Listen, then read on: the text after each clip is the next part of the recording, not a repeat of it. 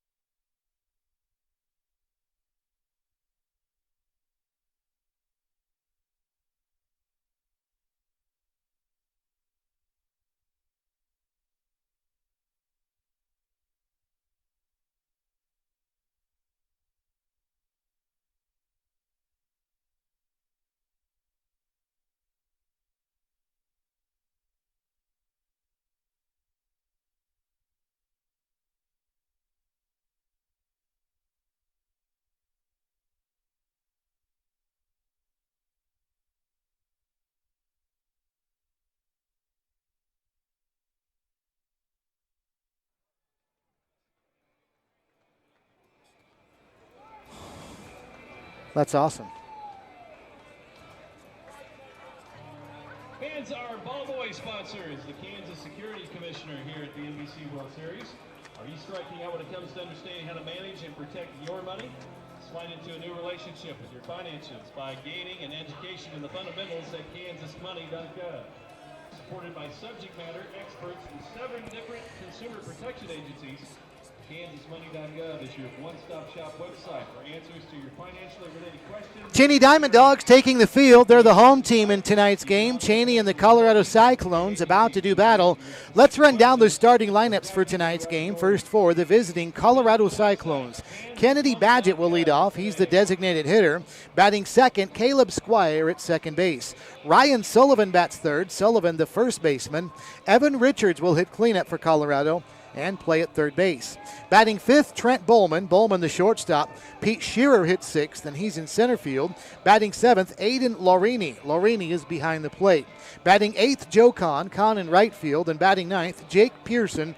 Pearson in left field. Again, the lineup for the Cyclones: Badgett, Squire, Sullivan, Richards, Bowman, Shearer, Laurini, Kahn, and Pearson, with Foster Gifford on the hill tonight for the Colorado Cyclones.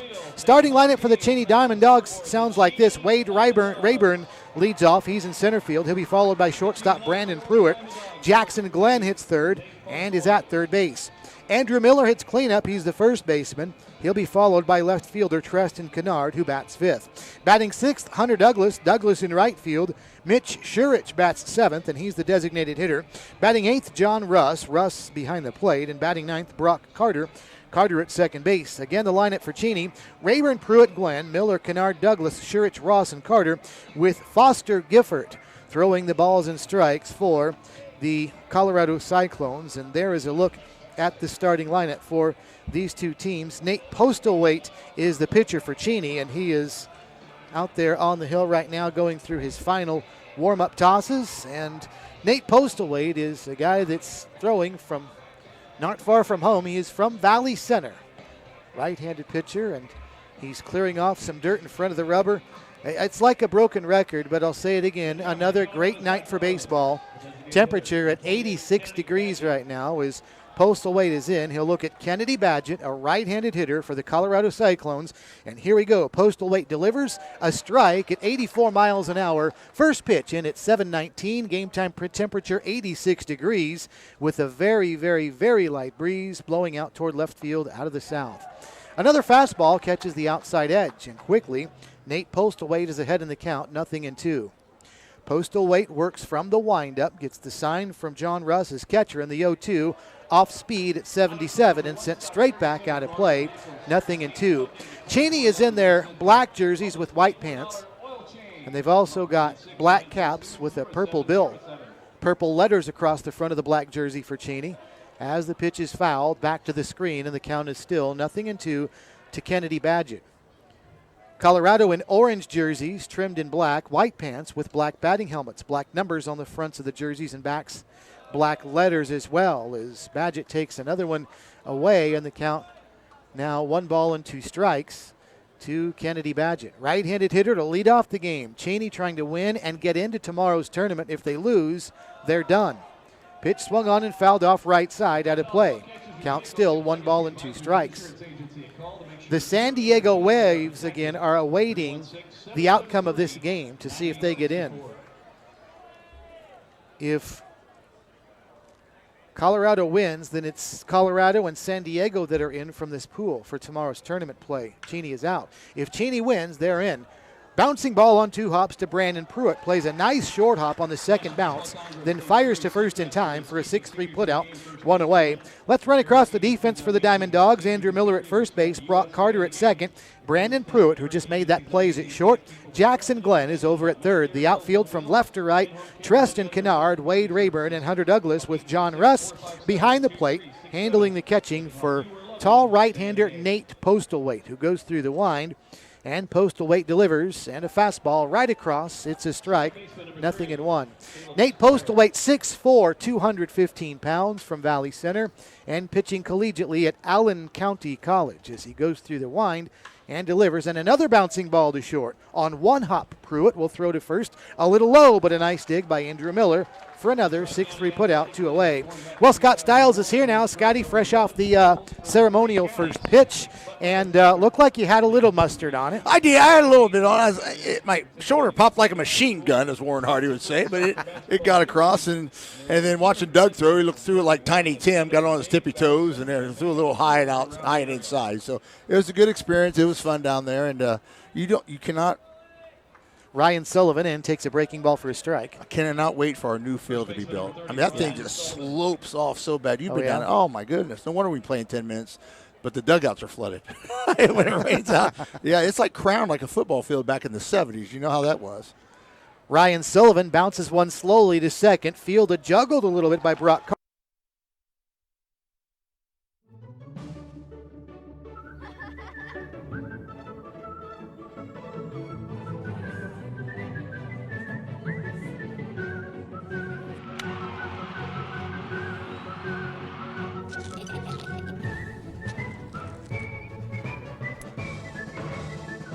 Make the most of every single moment. After the game, see what's happening at visitwichita.com.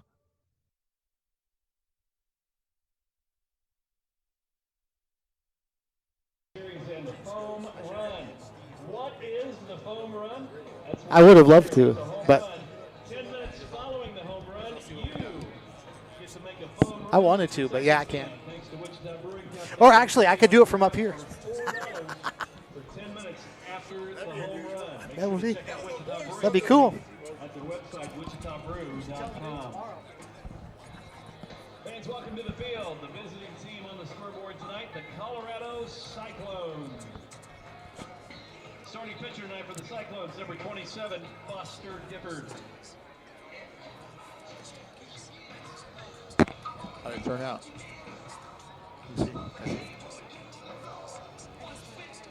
Huh? Oh, you did? On our Facebook?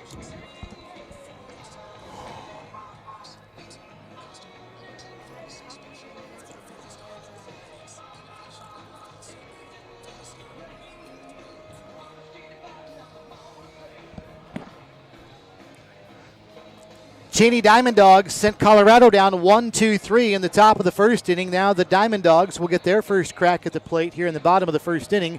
Steve Strange, Scott Stiles with you on a Wednesday night of baseball. 2 games left to see who is in tomorrow's 8-team playoff It'll start with a single elimination tournament that will wind up on Saturday with a champion of this 84th NBC World Series. Again, to reiterate the situation, and Scott, this will be for your information as well. If Cheney wins, we'll have 3 2-1 teams in their pool. Cheney will be in. That's great. If Cheney wins, will the Colorado Cyclones be in? It'll depend on the margin of victory. That's right. They go to score. Yeah. And it'll be between the San Diego Waves and the Colorado Cyclones to see who's in between those two teams. Wade Rayburn steps in, fouls the first pitch off from Foster Gifford, sends it foul on the left side, out of play, 0-1. Rayburn, the center fielder and left-handed batter for the Diamond Dogs in a scoreless game, bottom of the first. The 0-1 from Gifford to Rayburn, a breaking ball taken for his strike, and it's 0-2.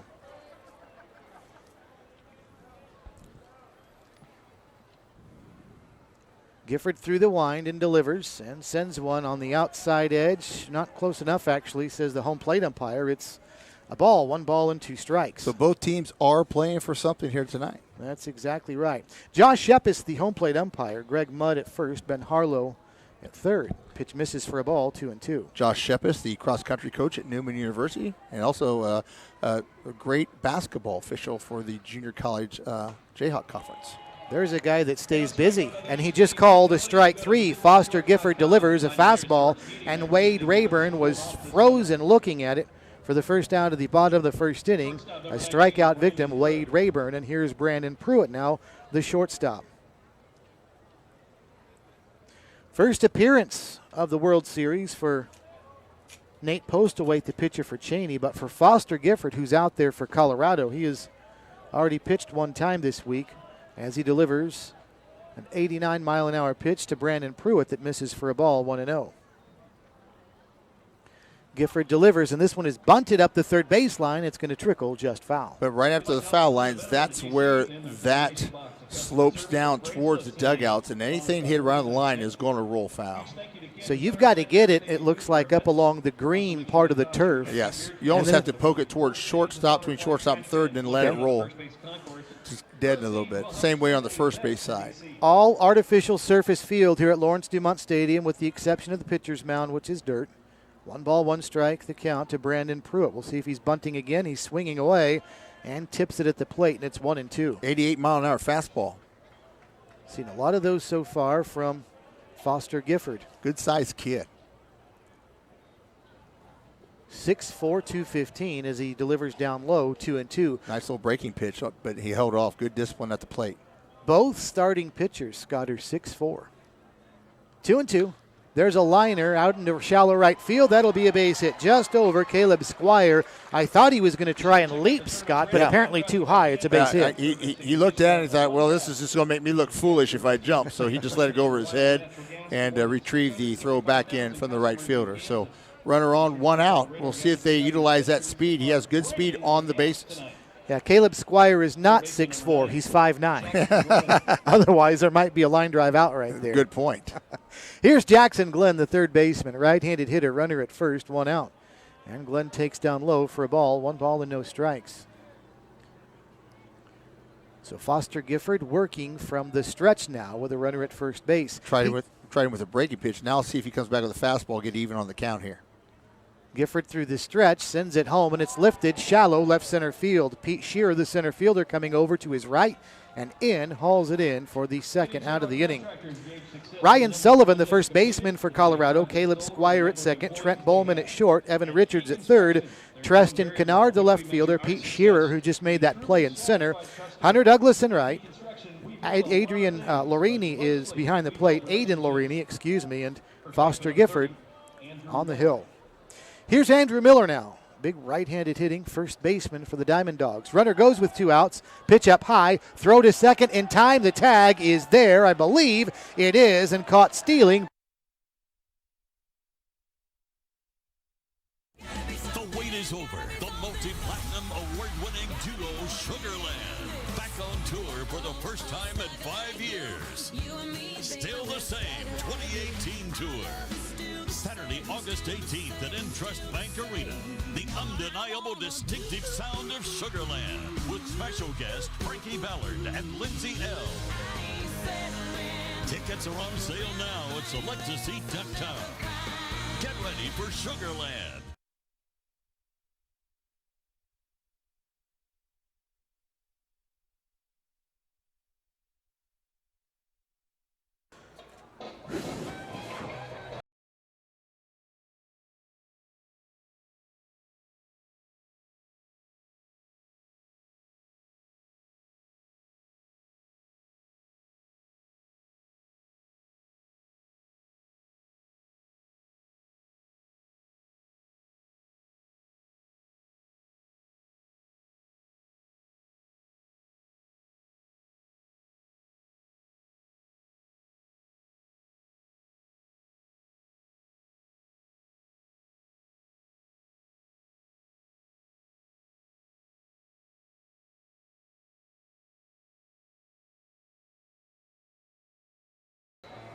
Our thanks to Midwest Kia and Rusty Eck Ford for sponsoring our coverage of the 84th NBC World Series. As we head to the second inning, Evan Richards will lead off for Colorado, and he's going to step into the box, Scott, with a 1-ball, no-strike advantage. The timer expired on Nate Postlethwaite. Yeah, that's the rule. 90 seconds, you got to have that first pitch going towards the pitcher's mound or towards home plate, and he just boots one into left field. So Richards swings, having the benefit of a 1-ball, no-strike count, and sends one into left center, a base hit for Colorado. Leadoff batter aboard for the Cyclones. Between innings, it's a 90-second timer, and between pitches, it's a 20-second timer. And if the pitcher doesn't deliver the ball, when either of those timers strike zero, between pitches or between innings, it's a ball. Likewise, if you're the hitter, you've got to be in there and ready to go, or you can be issued a strike if you're not in the box ready. Here's Trent Bowman taking a strike at 81 miles an hour from Nate Postlethwaite. Evan Richards did a great job. He's the 4-hitter in the lineup. Did a great job just hitting it where the pitch was, and did try to pull it. Left-handed batter just slapped it right over the shortstop's head. Postlethwaite through this stretch, looks over his shoulder at first and fires home. Pitch up high. Scattering of clouds off to the north and the west. Blue sky pretty much straight above us. I just saw a lightning bolt up to the north. It was quite a ways away, but there's a lot of clouds in that direction. When we had rain midweek last week, though, that system came in from the north, so we'll have to keep an eye on that. The 1-1 swung on and missed at 82 miles an hour. Swung right through that fastball. Nate Postlethwaite again from Valley Center, pitched his freshman year at Allen Community College this past season. Appeared in 13 games, had a 5-5 record in 51 2/3 innings. Through this stretch, and here comes the 1-2. Took something off, an off-speed pitch at 73, fouled back out of play. Shows you how not dominant, but how strong that Jayhawk conference is with Hutchinson, Coffeyville, Cloud County, Colby. A lot of great teams. Cowley's really good every year in that conference. 8.54 earned run average. Postlethwaite had at Allen. This one lifted foul right side, slicing and out of play. Postlethwaite is from Andale, or that's where he went to high school, and originally from Valley Center. 1-ball, 2 strikes. As the right-handed hitting, Trent Bowman steps out, kicks his foot to the bat. Now back in. He's been late on everything, Steve. See if you can get him inside on a fastball. Just outside at 84. 2 balls and 2 strikes. There's also some clearing apparently off to the west behind us, because you can see the sun brightly shining on the west side of all of the buildings in downtown Wichita. Really makes for a nice scene. Swung on and fouled back to the screen. Bowman barely got a piece of that one. That was a protective swing there on 2-2, protecting the outside of the plate. And that bright sunshine is starting to create shadows out on the field, on the infield, something we didn't see when the game started, when there was more cloud cover off to the west. Now clearing, so we're starting to see some shadows covering up the pitcher's mound and the entire home plate area. They've not made their way around the rest of the infield except right around third base. The rest of the infield, first to second and second, most of the way to third, all in sunshine. He reaches out and pokes one, does Bowman, shallow right field. That'll be a base hit. Stopping at second is Richard, and back-to-back singles for Colorado to start the second inning. Good piece of hitting by Bowman. Just reached out and poked one with 2 strikes, protecting the plate, sent one the other way and dunked it into right field. Once again, hitting it where it's pitched, right? Not trying to pull anything. And now he got 2 runners on and no outs. left-handed batter up, Steve. Do you move the runners early, try to get somebody in scoring position here with the number? Let's see what we got. The number Six six hitter. hitter. Yeah. Center fielder, I could certainly see a scenario where that happens. Pete Shear stepping in from the left side of the plate. We'll see how the infield reacts with first and second, nobody out.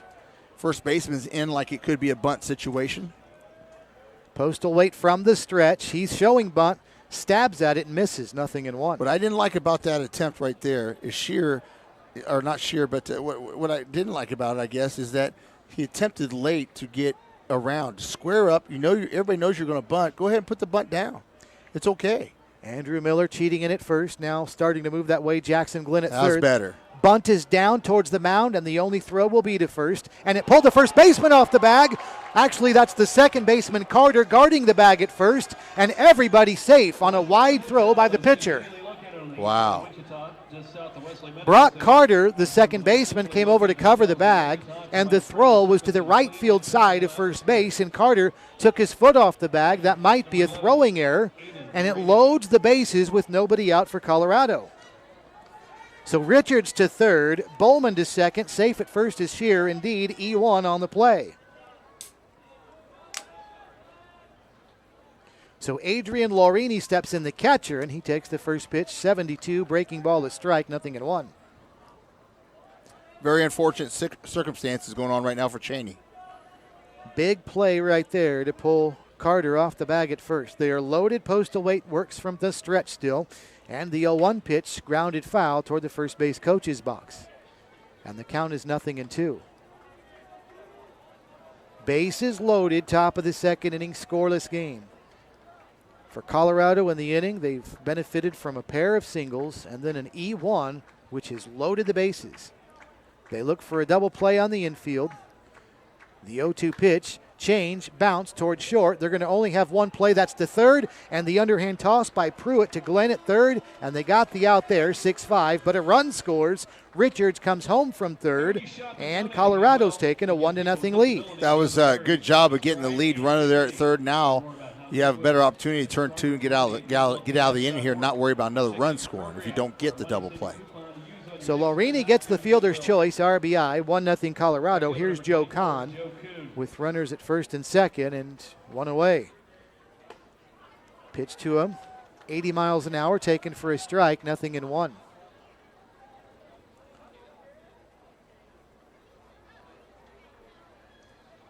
Kuhn steps in 1 for 4 in the World Series. He's only played in one game. Takes away for a ball. Colorado is the other team, Scott, that is unbeaten in this tournament. They, like the San Antonio Angels, have run the table. Yes, they have, and scored and done a good job defensively as well. Not very many errors. Nice stop by the catcher. Low and away. It would only be fitting that Colorado and the San Antonio Angels played for the championship. Wouldn't that be cool? Oh, it'd be unbelievable, wouldn't it? It's very likely. Coming all the way to Wichita to do it. For 2 weeks straight. Yeah. Run the table. Unbelievable. Yeah. 2 balls and a strike, the count to Kuhn. Right. Be interesting to see the right last fielder. time that happened in this tournament. Fastball outside. Just 2-2. missed. That was a great pitch, though, on 1-2 count. Making it 2-2. Cheney can escape with a double play with one out, runners at first and second. Colorado has a run home, 1-0. Cheney needs to win to advance to the 8-team tournament. Pitch outside for a ball. The count's now full at 3-2. Now, if there's 2 outs, the runners be going, but there's only 1 out, so the runners will be status quo, stay there, make sure the line drive gets through so they don't get doubled off if the ball is put in play. Postal Wait stretches, and here comes the 3-2. Liner center field. That's down for a base hit. Rayburn coming on to make the play. They're going to wave the runner Shearer around third, and he will score an RBI single for Joe Kuhn. And now it's 2-0. Colorado's got the lead. Nice piece of hitting there. So the third base hit of the inning for Colorado. There's also been an error.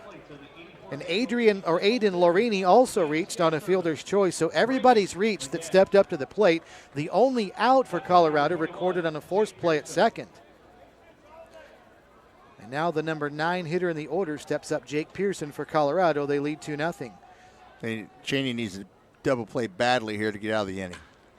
High drive to right field, back and deep. That's Douglas over his going head. back, and that one is going to bounce over the fence for a ground rule double. And that's going to be a break for Cheney, as they're going to have to send a runner back to third base, it looks like. The runner at first, Joe Kuhn, will have to go back to third, but Aiden Lorini scores from second.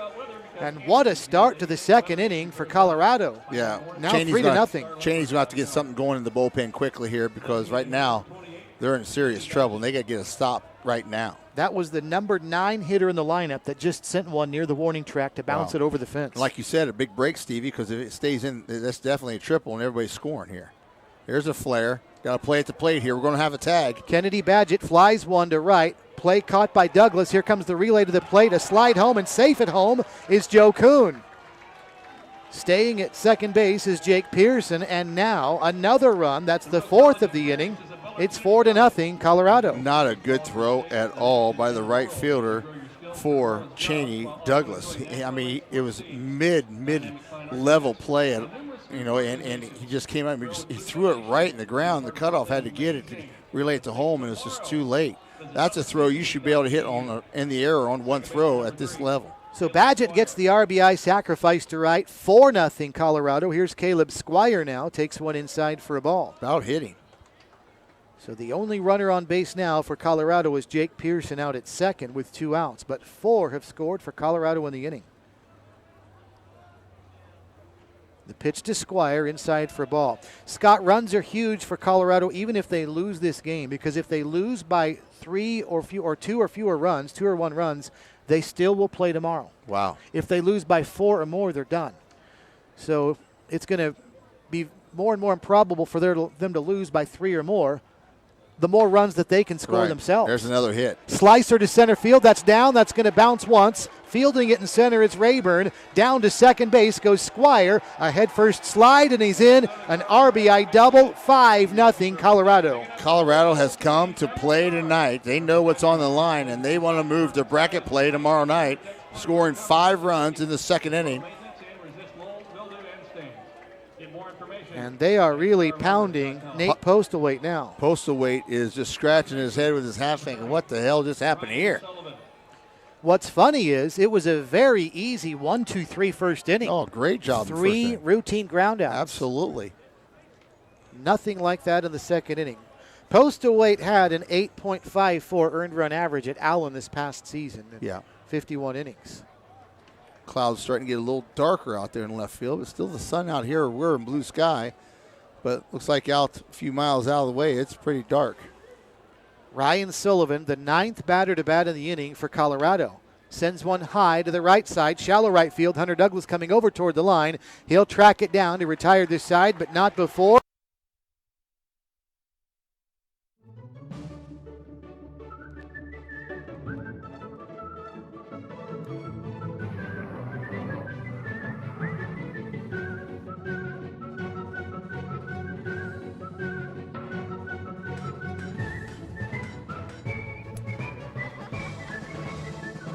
Make the most of every single moment.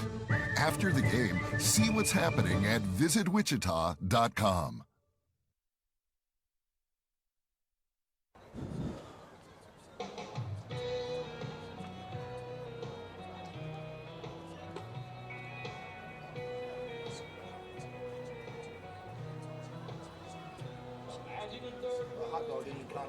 What's that? The hot dog eating contest is tomorrow night. Oh, is it? Remember last year? I wasn't. I don't remember it last year. The guy in the end, every time the judges walk away, he wore cargo shorts and stuffed the hot dogs in his pocket. It's great.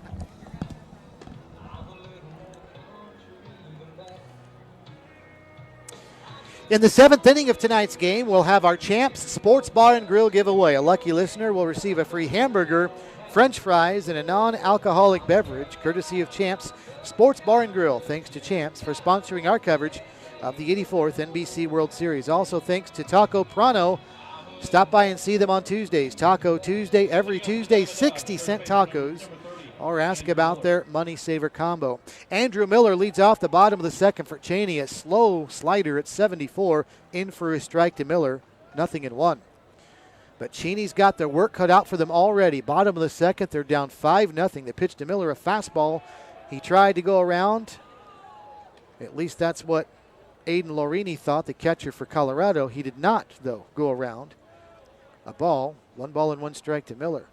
Fastball sent high, right side, over toward the line. Hunter Douglas moving over near the bullpen, and he's got room and makes the catch and then runs into the wall and then leans over it. Well done. Nice play, yeah.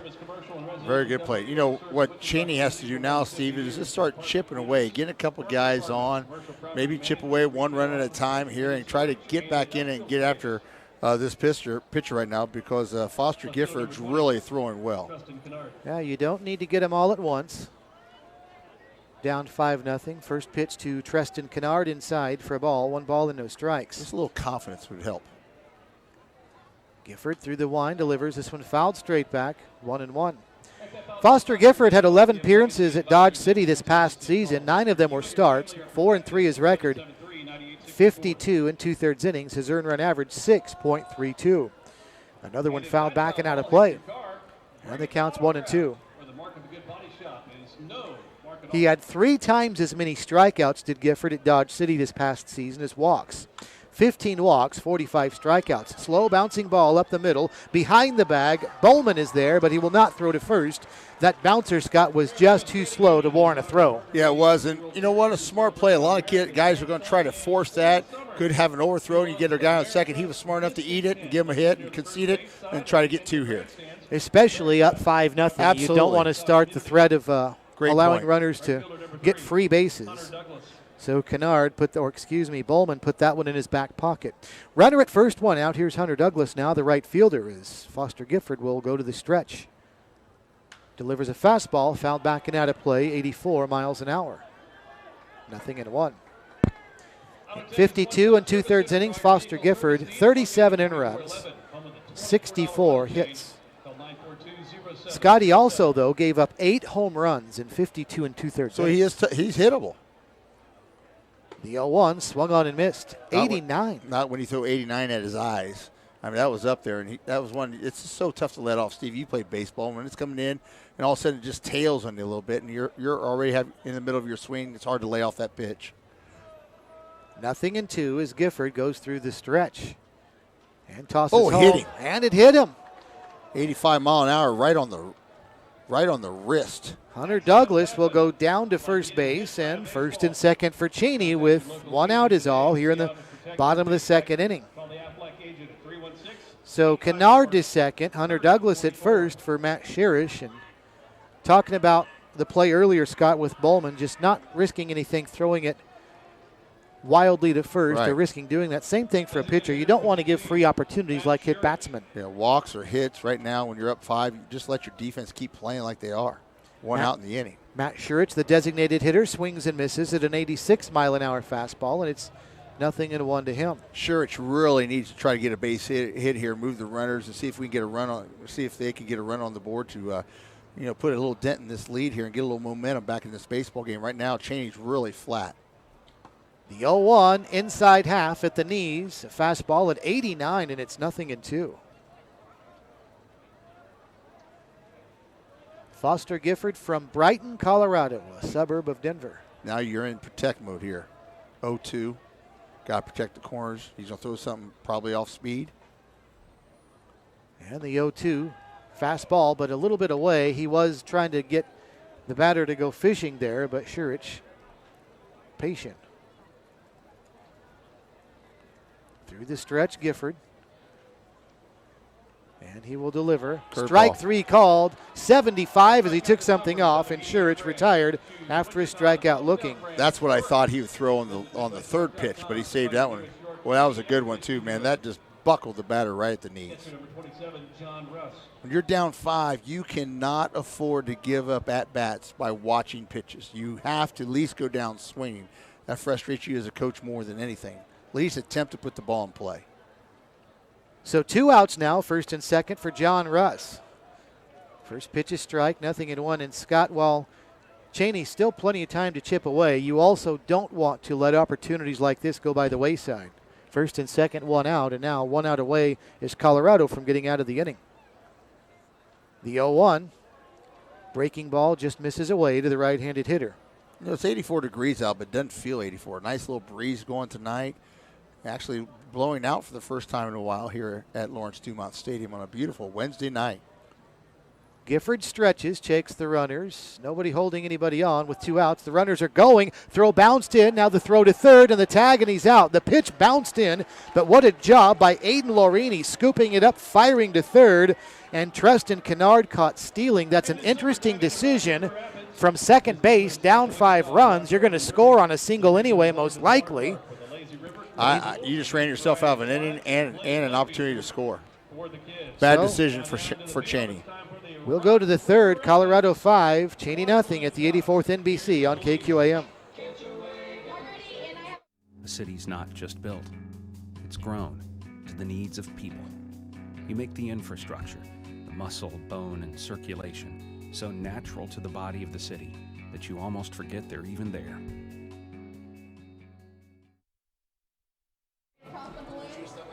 Whenever you're ready, fire away.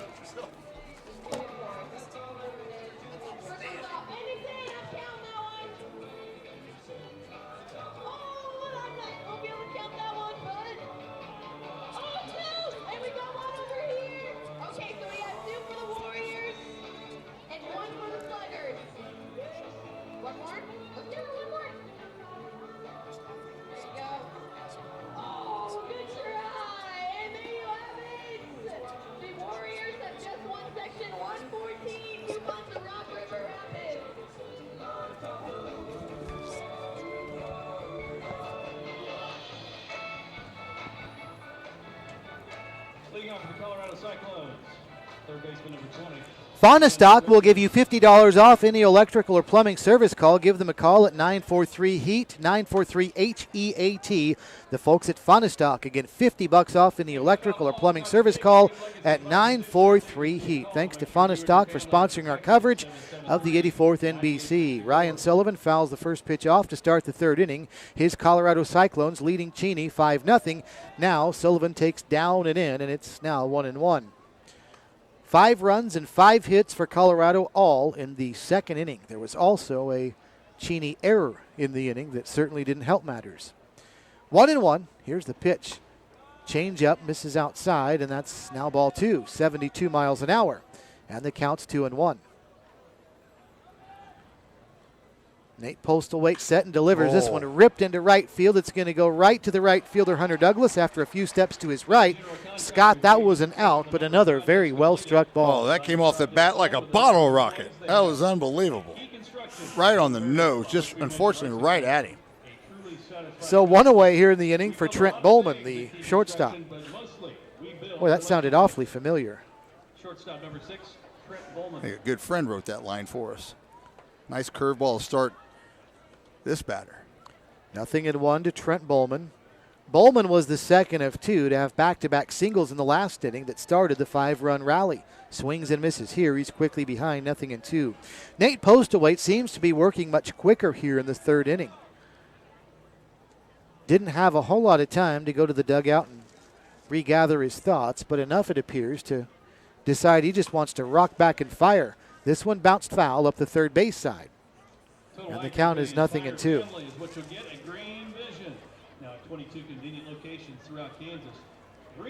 Hardly any breeze at all tonight at Lawrence Dumont Stadium. What little there is out of the south toward left field.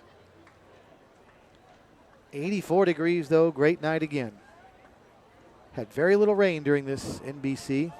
Time is called at the plate. Bowman steps out. We had 1 day delayed by rain before they even started the afternoon game last week, and then we were interrupted by our 7 o'clock game with rain. Then the other night you had a tough one because you had to wait for the home run derby to get over with. Yep. That had to be a late night. Pitch fouled back to the backstop. Yeah, we had a long game Sunday night, then the home run derby, and our 7 o'clock game didn't start till well after 9 Sunday night. Pitch outside for a ball. It's 1-2 to Trent Bowman. 1-2 to Trent Bowman. Bowman choking up on the bat. That's old school right there. That's what you used to see the guys do. Shorten the swing up, just try to put in play, just like that. Bounces it outside the bag at third. The count's still 1-2. Bowman looks like a baseball guy. Got his gloves on, a little pine tar on the bat, digs in, chokes up on the bat, back of the box. He is from Maquoketa, Iowa. Sends this one high down the right side. Shallow right field. Coming on is Hunter Douglas toward the line, and he'll make the catch for the second out of the inning. So we've had Mulvaney, sorry, Steve, but they just threw it around out the out, and they threw it clear out in left field. Just not with it tonight for some reason. One of the biggest games of this tournament for them. So we've had a liner to right field caught, a high fly ball to shallow right caught, and here's Pete Shearer, the center fielder and a left-handed hitter. First pitch to Shearer, taken outside for a ball, 1-0. Shearer's the one who had that bunt back in the second inning, and he was safe at first as Nate Postlethwaite's throw was wide of the bag. Takes down low. One thing I've noticed about Colorado, Steve, is very patient at the plate. Throwing a lot of pitches for Cheney. Bouncing ball out toward second, fielded easily by Broke Carter, who throws. Good evening, baseball fans. I'm KSN Chief Meteorologist Lisa Teachman. We will have lots of sunshine here at Lawrence Dumont Stadium this evening. While our storm chances are low, I can't completely rule them out. We have had a few stronger thunderstorms in western Kansas and even eastern Kansas, so they've been hovering around the Wichita area. Temperatures this evening will be warm in the middle 80s. It's also going to feel a touch on the humid side. Starry skies are expected overnight with 66 degrees. There won't be any more rainfall tonight nor thunderstorms, and looking ahead to tomorrow, it will be a day filled with wall-to-wall sunshine, a couple of clouds in the afternoon. Temperatures, though, as we get the winds, while they will be light winds from the southwest at 5 to 15, it will warm us up to 92 with heat indices approaching 100. Well, have a great time here at Lawrence Dumont Stadium and have a safe drive home tonight.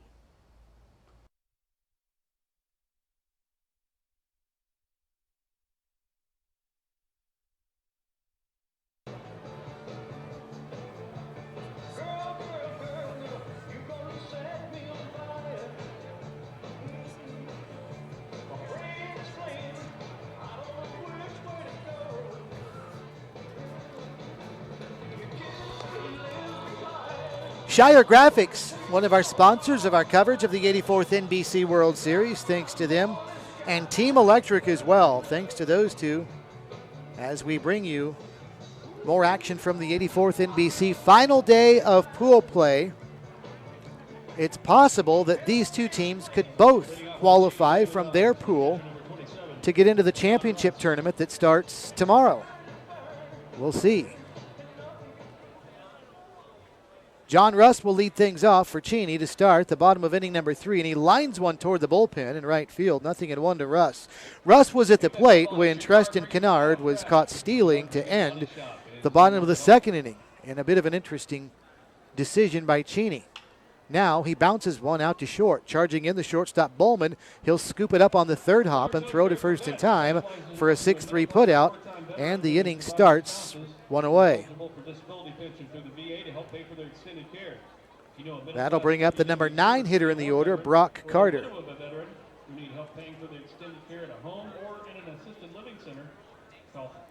5-0 our score. Colorado 5 runs, 5 hits, all in the second inning. Pitch to Carter, breaking ball in there for a strike, 0-1. Brock Carter from Sentinel, Oklahoma, attending Oklahoma Baptist, right-handed hitting second baseman. And he takes high and tight for a ball. 1 ball and 1 strike. Right at the eyes there. One quick out in the inning. That pitch at 84 miles an hour. Now the 1-1. Swung on and missed. 1-2. Cheney's really been behind all night of Postlethwaite. I mean, just can't catch up to the 85, 86 mile an hour fastball. 1 ball, 2 strikes. As Gifford still goes through the wind and delivers outside, and it's now 2-2. I'm sorry, Gifford. I'm sorry. Back to the top of the order next with Wade Rayburn.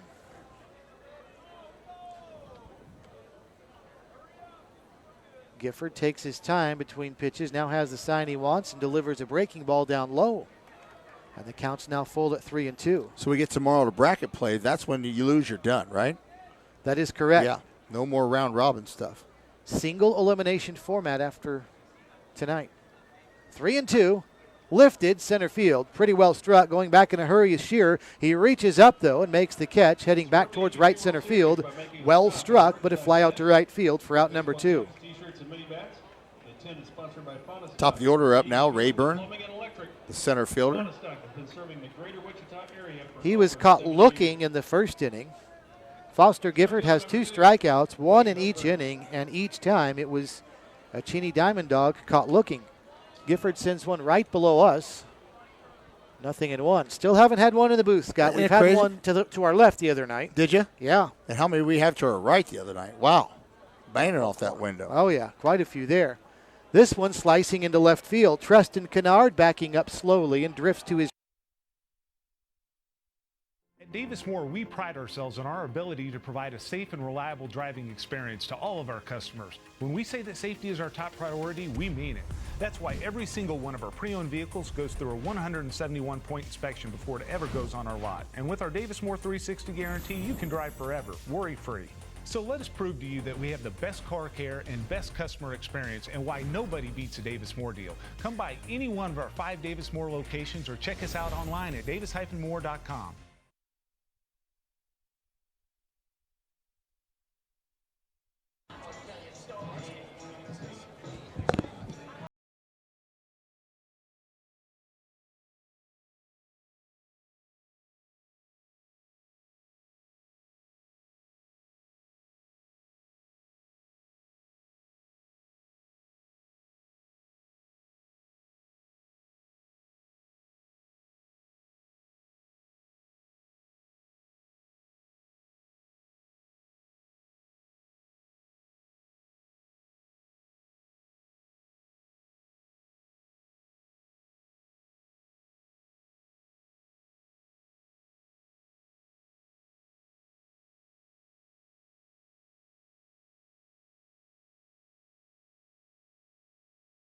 Leading off the Colorado Cyclones, catcher number 11, Aiden Lorini.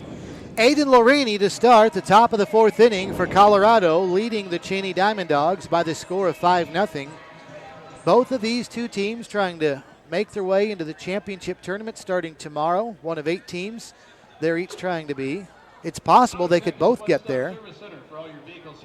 First pitch to Lorini, fouled back and out of play, 0-1. But if Cheney loses tonight, they will not get in. Yeah. It'll be Colorado and the San Diego Waves. And I know they had a lot of high hopes getting back to the, because he played in the finals last year. And they have almost everybody back this year on this team. Really had high hopes going in this year. Pitch was outside for a ball. The third one down and away, and it's 2-1. Lorini reached on a fielder's choice in the second inning and scored. One of 5 Cyclones to score in that inning. And he takes outside here for a ball. And the count's now 3-1. Lorini, Joe Kuhn, and Jake Pearson, the bottom 3 in the order for Colorado. And there's ball 4 down low. Not a good start to the inning for Nate Postlethwaite.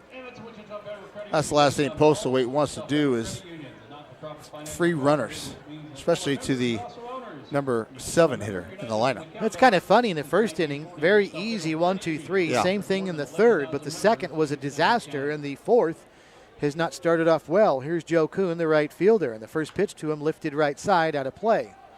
And the count is 0-1. Right fielder number 24, Joe Kuhn.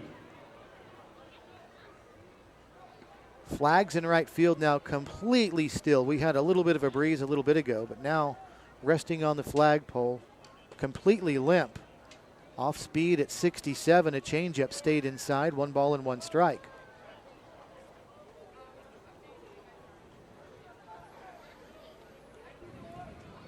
Second time in the game, Colorado's had their leadoff batter aboard. As the pitch misses down low, it's 2-1. Colorado seems to be playing everything really safe right now, not really forcing the issue. No hit and runs, no stolen bases right now, just playing the game. 2-1 in the pitch. Inside, and it hit him, and the nightmare continues for Nate Postlethwaite. And coach out of the dugout for Cheney. Pat Hone is out, and that might do it for Postlethwaite. There's been activity in the Cheney bullpen since he was struggling, Postlethwaite, in the second inning, and that's going to do it. Postlethwaite's going to leave as he just hit the number 8 batter in the lineup for Colorado. Walked 7, hit 8. Now it's first and second, nobody out. for the number 9 hitter coming up. But Scott, Jake Pearson is that number 9 hitter who doubled 2 innings ago. Good point, Steve. So we'll take a timeout. Pitching change being made. All Colorado so far. Cyclones 5, Cheney nothing at the 84th NBC World Series. Pitching change being made in the top of the third, or the fourth, excuse me. We'll be back with more after these messages.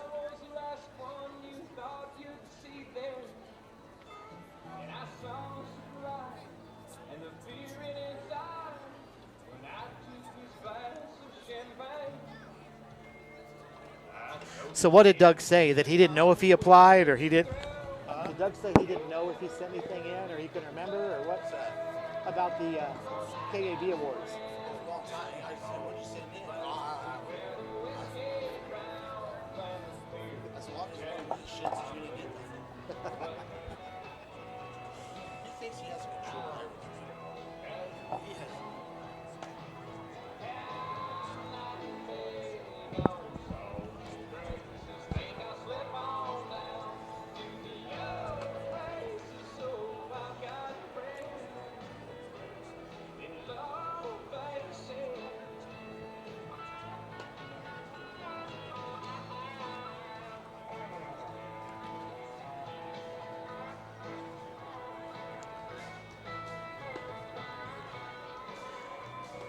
First relief pitcher of the game will be for the Cheney Diamond Dogs, as it was not a good night for Nate Postlethwaite. He is gone, and Jacob Ewing is in out of Elkhorn, Nebraska, and Northwestern Oklahoma State.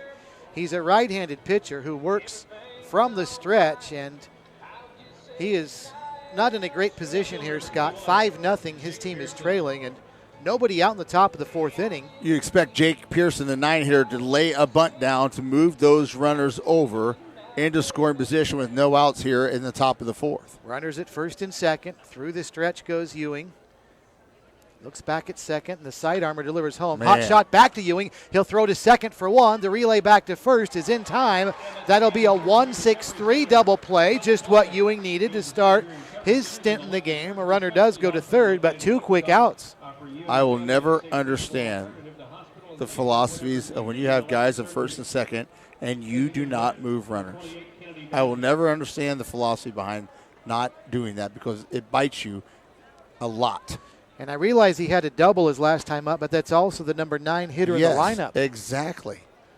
You know, the guy's got confidence. Let him put the bat on the ball and put the ball in play. Just bunt it.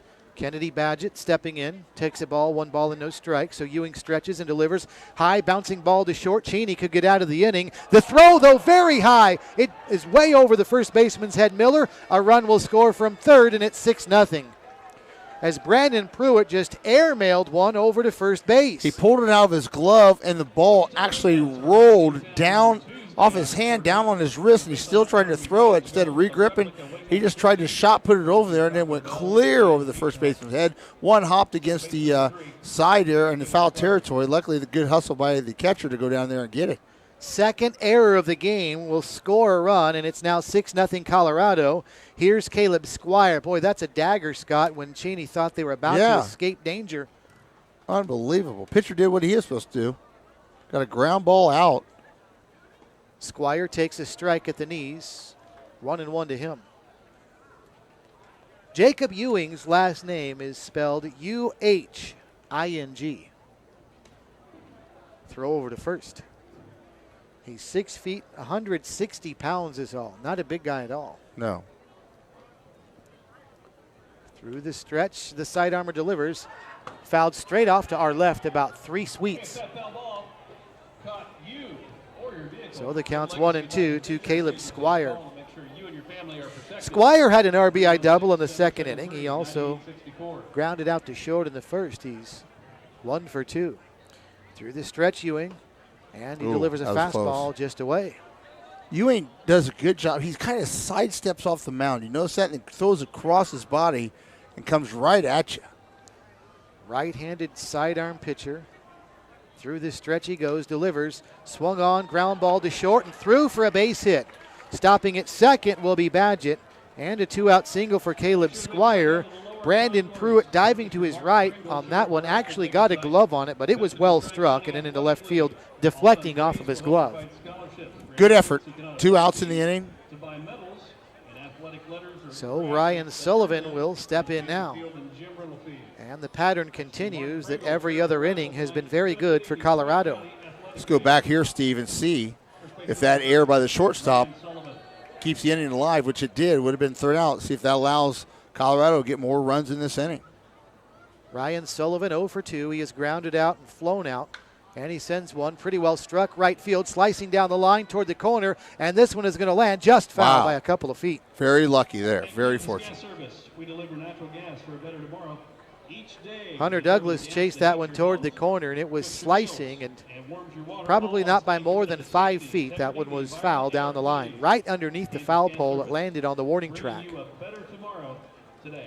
So everybody retreats. Badgett back to second, Squire back to first, and Sullivan back to the right-handed batter's box where he'll put his helmet back on and try it again. We've seen a lot of right-handed hitting first basemen in this tournament. Sullivan's another one. 6'5", 225. He's going to go to Gonzaga. Actually, he already is. Wow. I take it back. He will be going to Gonzaga. Is that Mountain West? That would be Big West, I believe. Big West. Okay. 1 ball, 1 strike. The count to Sullivan. Pitch outside. Wow. They gave him that one. Outside Josh edge. Sheepus just a little bit outside, but got the corner, according to Josh. 1 ball and 2 strikes. Runners get their leads at first and second. 2 outs in the inning, so any base on the infield, Cheney can get a force and get out of the inning. In on the fists and muscled back toward the first base dugout, and the count still 1-2. Evan Richards waits on deck. 6-0 our score. Colorado with 5 in the second, 1 in the fourth. They've already pounded out 6 hits and 2 Cheney errors already in the game. This has not been a good start for the Diamond Dogs. Through this stretch goes Ewing. Pitches. Broken bat pulled. Foul. Time for some new lumber there. Really pinched in on his hands, and he tried to get around on it a little early and just cut off the end of his bat. So Sullivan will have to go back to the dugout. He's hunting down a new piece of lumber. Thanks to Cherry Oaks Golf Course in Cheney, one of our sponsors of the 84th NBC. Not that I don't love being here, but with this weather like this, Scott, it really makes me want to go out to Cherry Oaks and play some golf. Even if you get out there at 5:30, 6 o'clock, you probably get a good round in, you know? Well, 2.5 hours of daylight left. I have a few more nights of this tournament to work, and then I'll be doing that. Let's do that. Yeah. 1 ball, 2 strikes to count to Sullivan. The pitch. Oh, he took something yes, off. He this did. one sent down the line, shallow right field. Second baseman Carter over near the line in fair territory makes the catch to retire the side. But another run scores for Colorado in the inning. There was another error, 2 left, and we will go to the bottom of the fourth. 6-0 Colorado at the 84th NBC World Series on KQAM. Mount up, take off, and chase the sun. Experience more of what makes Kansas great.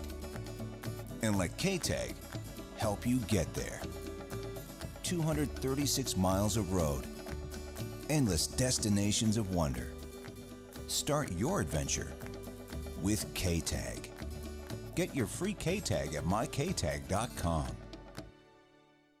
Ready, set, go! And the lights down! All right, get up again. Let's do it. Round 2. Ready, set, go! Full hardness. Touchdown! Oh, hold him out there. Nobody's got it. All right, one more round. Here we go, guys. Think deep. This is for gold. Shire Graphics and Just Right Auto Repair sponsoring our coverage of the 84th NBC World Series. Thanks to them. It has not been a good start for the Cheney Diamond Dogs in this game, though, as Cheney trailing the Colorado Cyclones 6-0 as we go to the bottom of the fourth inning, and Cheney needs to win. Otherwise, their second consecutive trip to the NBC will come to an end tonight. Still plenty of time for the Diamond Dogs. Brandon Pruitt will lead off to start the bottom of the fourth inning, and Pruitt takes the first pitch from Foster Gifford in tight for a ball at 83 miles an hour. 1 ball and no strikes. Pruitt doubled back in the first inning. And that fastball, Wow. boy, framed by Aiden Lorini, but a ball apparently up high maybe. Yeah, Gifford even stared at that one like, where was that one at? Now 3-0. down and in. Pruitt doubled back in the first inning. Very unusual for Gifford to get down 3-0. Been pretty consistent through the first 4 innings. And there's a strike taken, and it's now 3-1. I beg your pardon, Pruitt singled in the first, then was caught stealing at second. Here comes the 3-1 pitch, sends this one back foul and out of play. The count's now full at 3-2. The clouds that were off to the north starting to make their way slowly but surely this way, but it does not look like the kind of clouds that are going to produce much, if any, rain. Not near as threatening. Strikeout right there. Strike 3 called. Pruitt fooled on that one. He knew it was a strike, and down he goes for the first down of the inning. You know, the Diamond Dogs also have been their own nemesis, Steve, as they've been caught twice stealing in crucial situations, both with 2 outs. And also, that's the third strikeout for Foster Gifford, and all of them strikeouts looking.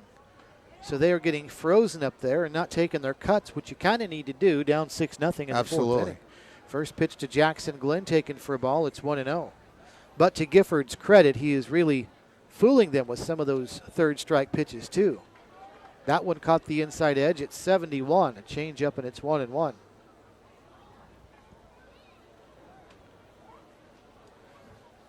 Gifford through the windup, set, and delivers the 1-1. Another off-speed pitch. That one just a bit in tight. And it's now 2-1. Cheney opened up this week by losing to the San Diego Wave 8-7. Then they knocked off the San Diego Force 9-6. Swung on, bouncing ball to Trent Bowman at short. Charging in, Fields fires to first in time. 6-3 put out, 2 away. Good play by the shortstop, Trent Bowman. It's been a pair of wins for the Colorado Cyclones. They knocked off the Colorado Black Bears 10-1 and the San Diego Waves 9-7. That's why if Colorado wins this game tonight, they are automatically in at 3-0, and then the San Diego Waves will be the other team in. They are at 2-1. Cheney would be at 1-2. If Foster Gifford can go in the late innings and lay off that bullpen, that will definitely help him for tomorrow night. Andrew Miller takes a strike, 0-1. Miller 0 for 1, led off the second inning by flying out to right. Change up at 72 inside, and it's 1-1. Now, you're right, Scott. You want to preserve those relief pitchers as long as you can in this marathon tournament. Pitch swung on, lifted, right side, down the line. 3 players coming over, and it looks like the right fielder is going to call and make.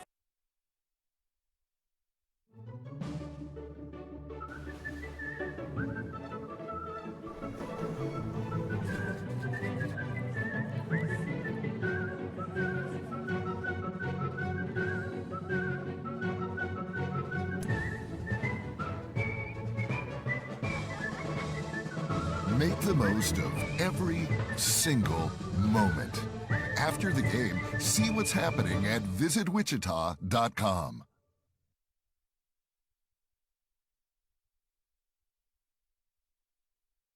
Crap for that.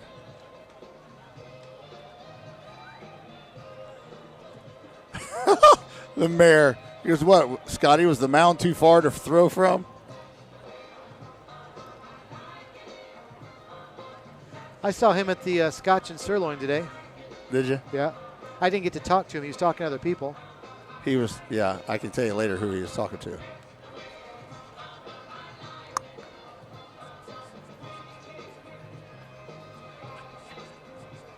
Leading off for the Colorado Cyclones, third baseman number 20, Evan Richards.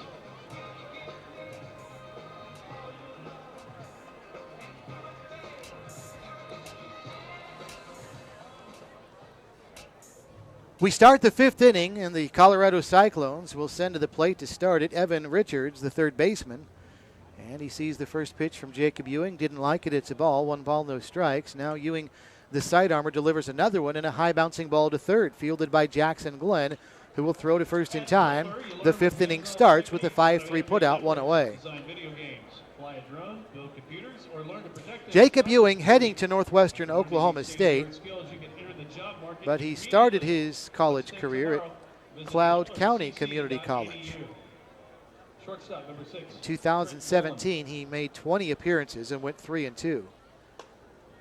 Attended Elkhorn High School in Elkhorn, Nebraska. First pitch to Trent Bowman, taken for a ball, 1-0. Ewing does work from the windup with nobody on base. Takes something off at 66. A change in there for a strike, 1-1.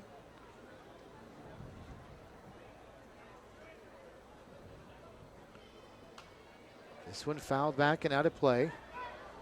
And the count's 1-2. This past season at Cloud County, Jacob Ewing made 17 appearances, had a 2-1 record.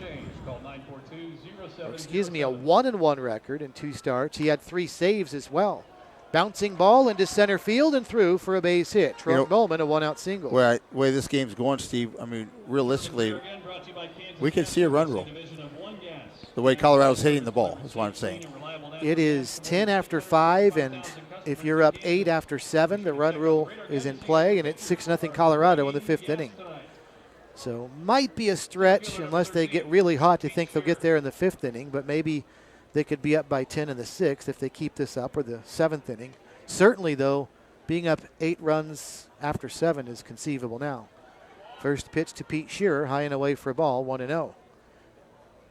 Second one just misses away. Nope, it's a late strike call by the home plate umpire, Josh Shepis. 1 ball and 1 strike. They've got 2-0 on the scoreboard, but Shepis, the late strike call, 1-1. There goes the runner. Now they'll throw down to second. The pitcher will, and the throw is in time as Trent Bowman got too good of a jump. He left too early before Ewing ever got rid of the ball, until Ewing heard the noise and pivoted around and threw to second for a 1-6 putout. Yeah, did what he's supposed to do. Stepped off the mound, didn't get rattled, and just threw it to the shortstop for the out.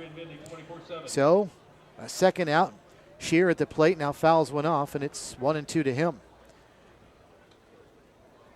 6 runs, 7 hits for Colorado as they bat in the top of the 5th inning.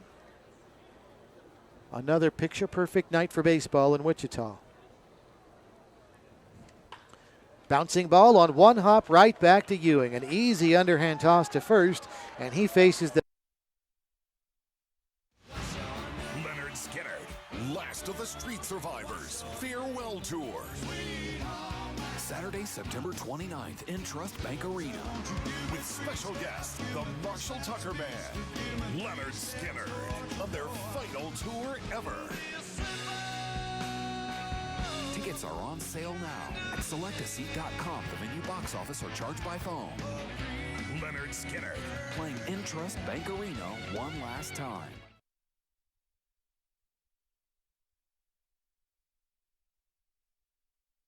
Smith celebrating their 20th anniversary here tonight. No better place to spend it than the NBC World Series.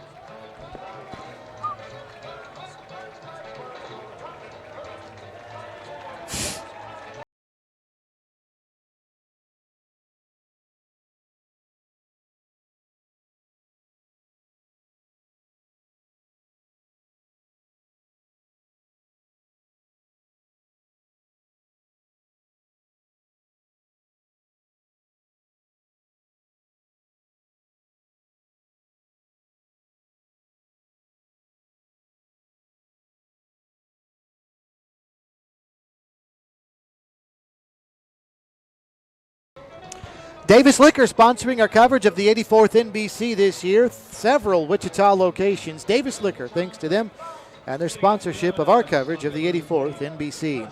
Treston Kennard will lead off the bottom of the 5th inning for Cheney, trailing Colorado 6-0, and Kennard takes one inside for a ball from Foster Gifford, a changeup that just missed in. 1 ball and no strikes to the right-handed hitting left fielder for Cheney. The 1-0 from Gifford, a fastball sent high into shallow right center field. Pete Shearer, the center fielder, coming on and in, and he makes the catch. 2 pitches, 1 away, bottom of the 5th inning. Well, he just continues. Foster Gifford just continues to throw strikes. Besides getting behind that one batter, 3-0, has been ahead of the hitters a lot of times and doing a great job allowing that defense to do the work for him, and he leads 6-0. So 1 out, and Hunter Douglas will step up to the plate now. Right now, Cheney's just free swinging. Doesn't go up the plate with a purpose or nothing, Steve. Nothing at all. Just going up there and hacking away. Douglas takes the first pitch down low for a ball. The second one, a fastball, just missed. Aiden Lorini framed that one, and down 6-0. You'd think that Josh Shepis might be widening the strike zone for the Cheney Diamond Dogs. Pitch swung on, fly ball, shallow left field, down the line. Left fielder coming over into foul territory, and Kennard comes up with the catch. Nicely done. Very nice. Second out of the inning. So 2 up, 2 down, a fly out to center, followed by a fly out to left field. And now Matt Shurich is in. Well, Cheney fell down quickly, Scott, 5-0 in the second inning, but now down 6-0. They don't have quite as much time as we were talking about in inning number 2. You can't exactly start chipping away, getting into the 5th inning down 6. No, not at all. And you have to start making hay right now and getting back in this game, getting runners on base, working the pitcher. But right now, like I said, they're just free swinging right now, not taking hardly anything, not making him work at all. Shurich swung and missed at the second pitch. He's down in the count, 0-2. Gifford delivers, strike 3 called, and everybody knew it. And a very quick 1-2-3. That's the second, that's actually the third inning in a row that has happened, and Foster Gifford has now retired 10 in a row. We go to the 6th. Colorado 6, Cheney 0 at the 84th NBC on KQAM.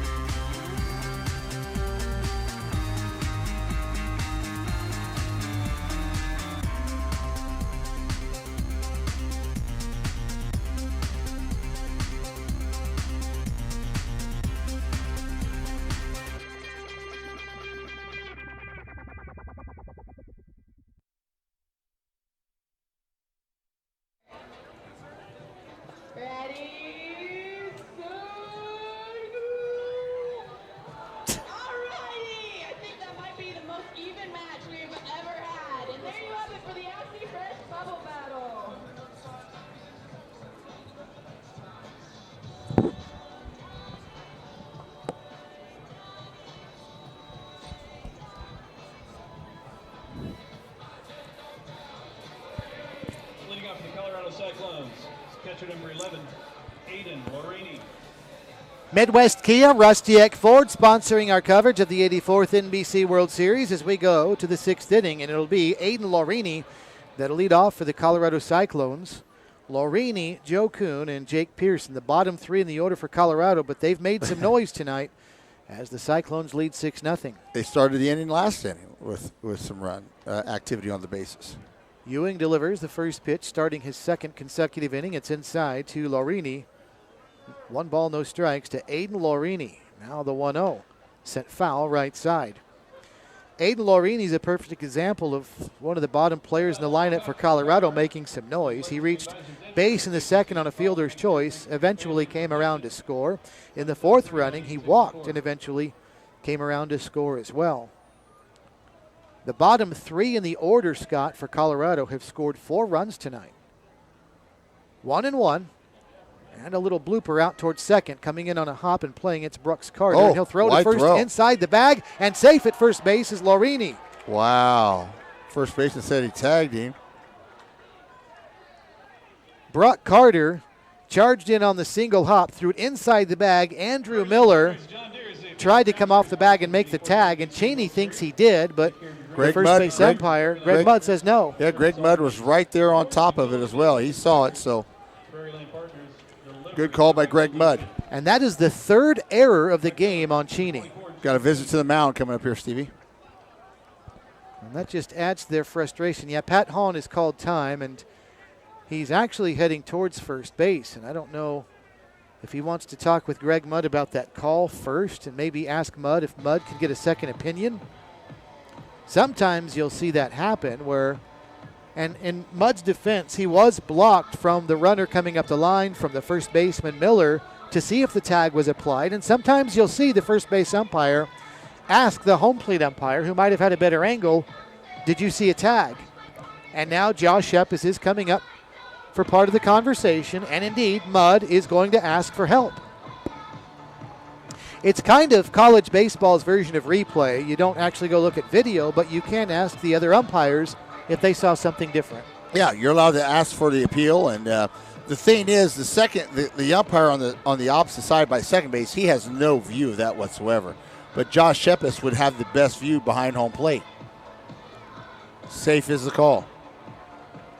So nothing changes, and a lot of times it's kind of like the replay rule, though, where if there's no definitive angle for any of the umpires, they're going to just let the call stand. Absolutely. You better be sure if you're Josh Shepis that there was a tag if you're going to change that call. Somebody got pretty chippy in the dugout, and Josh Shepis gave him a long stare in the dugout before he put his home plate mask back on. Yeah, he didn't like something that came out he heard from the Cheney dugout. First pitch to Joe Kuhn, taken outside for a ball, 1-0. Might have been about his haircut.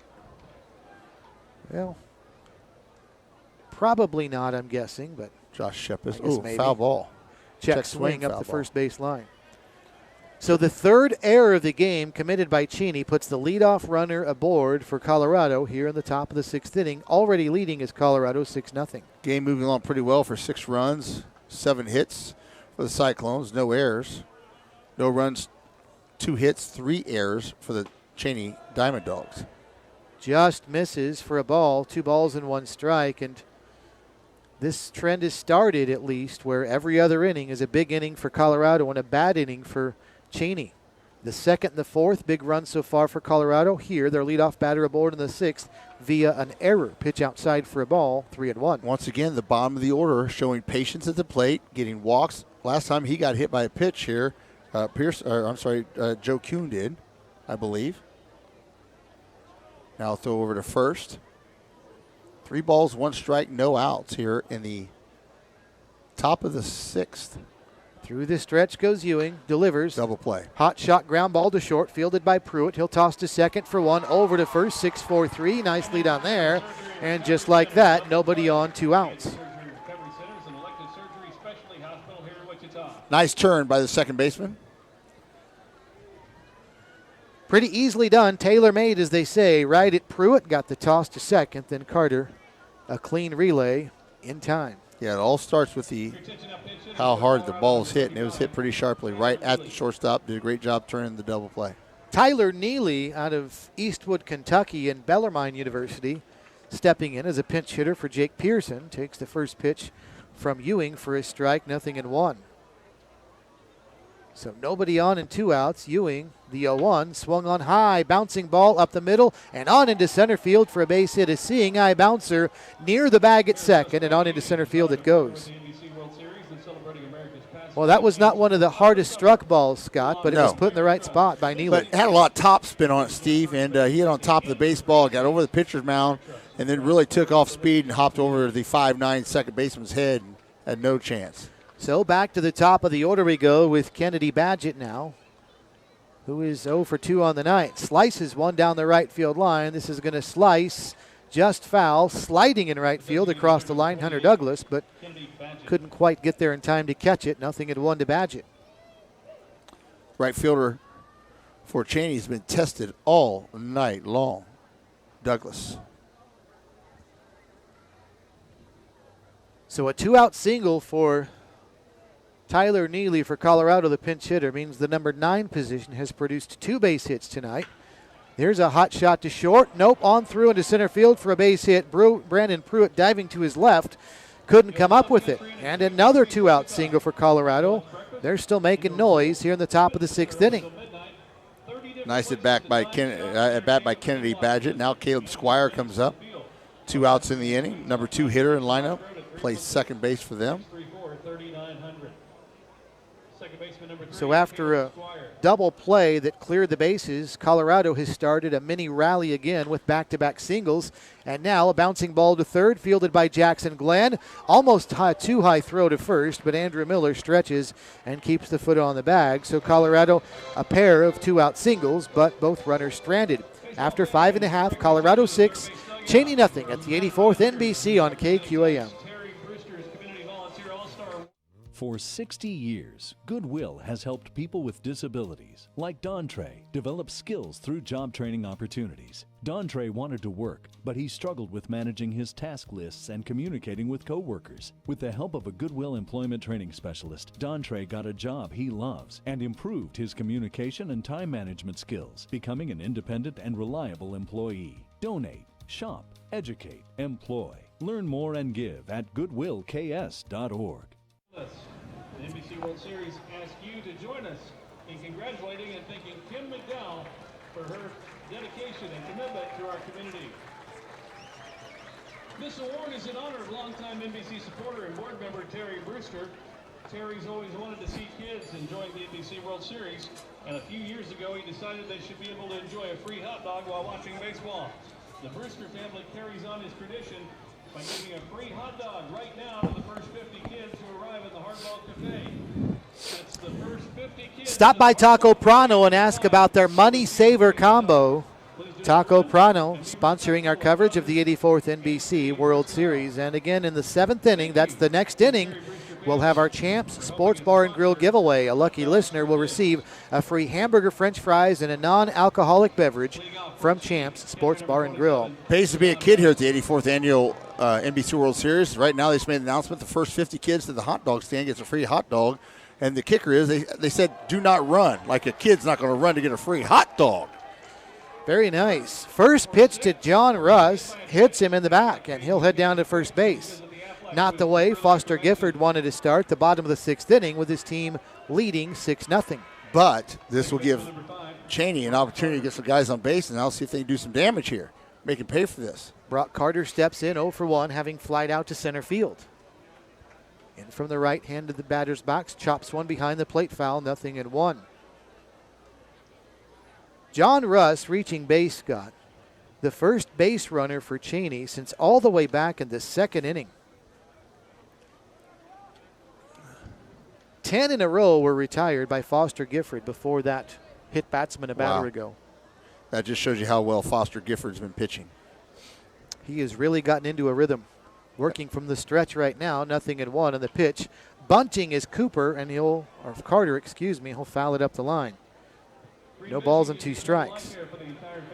You just don't have a chance on this stadium turf to get it down if you try to get down right down the line. And you almost have to put it anywhere close on the line. You're going to go foul. And you talked about the crown out there as the reason, so that makes it really difficult, the placement, because if you go too close to the pitcher's mound, the pitcher's going to get it. Sure. But if you go too far up the line, then it'll hit that crown and roll foul. You've got to be really fine with your location of those bunts. 0-2 to Carter, swinging away, obviously, and fouls it back to the screen. Still 0-2. About like one of your nice, fine 10-foot putts. That's right. Precision. All day long. So Carter tries it again. He's from Sentinel, Oklahoma, and Oklahoma Baptist. Down in the count, 0-2. Runner at first, nobody out, bottom of the 6th inning. 6-0, Colorado's got the lead. Now time is called, and Carter wants to adjust his batting gloves. They are dark, matching his dark jersey and socks and helmet, and a dark bat as well. A lot of black and white up there at the plate. The 0-2, strike 3 called, and he knew it. Yeah, he was fooled. He really thought that they were going to come with something off speed, and he threw a fastball right on the outside corner, and it just froze him at the plate for 1 out in the inning. 86 miles an hour.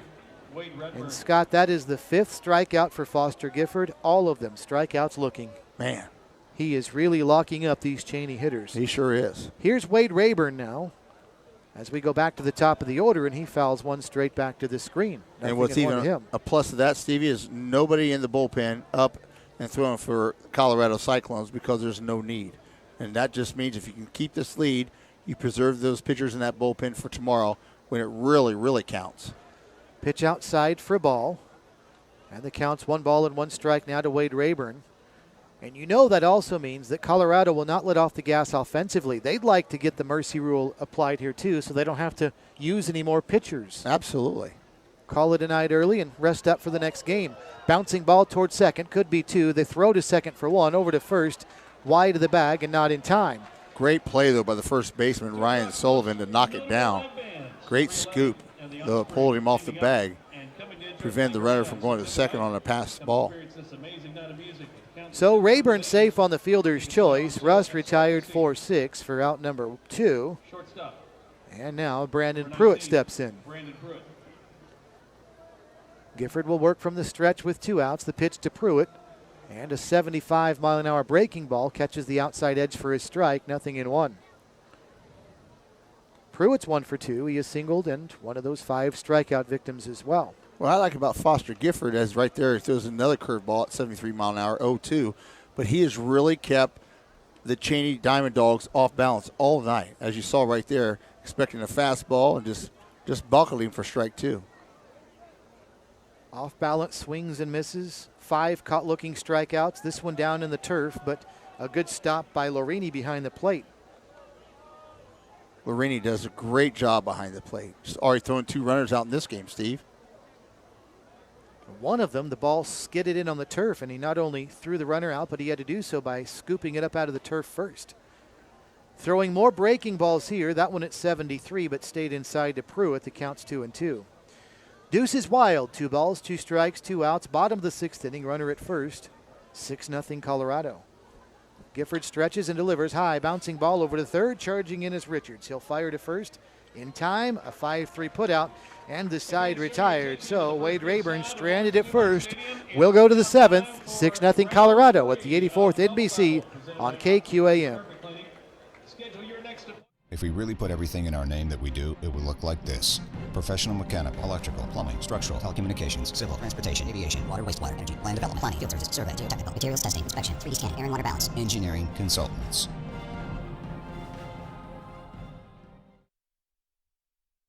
Once again, and whenever you're ready. Ready, set, go. So busy day today? Go. Go.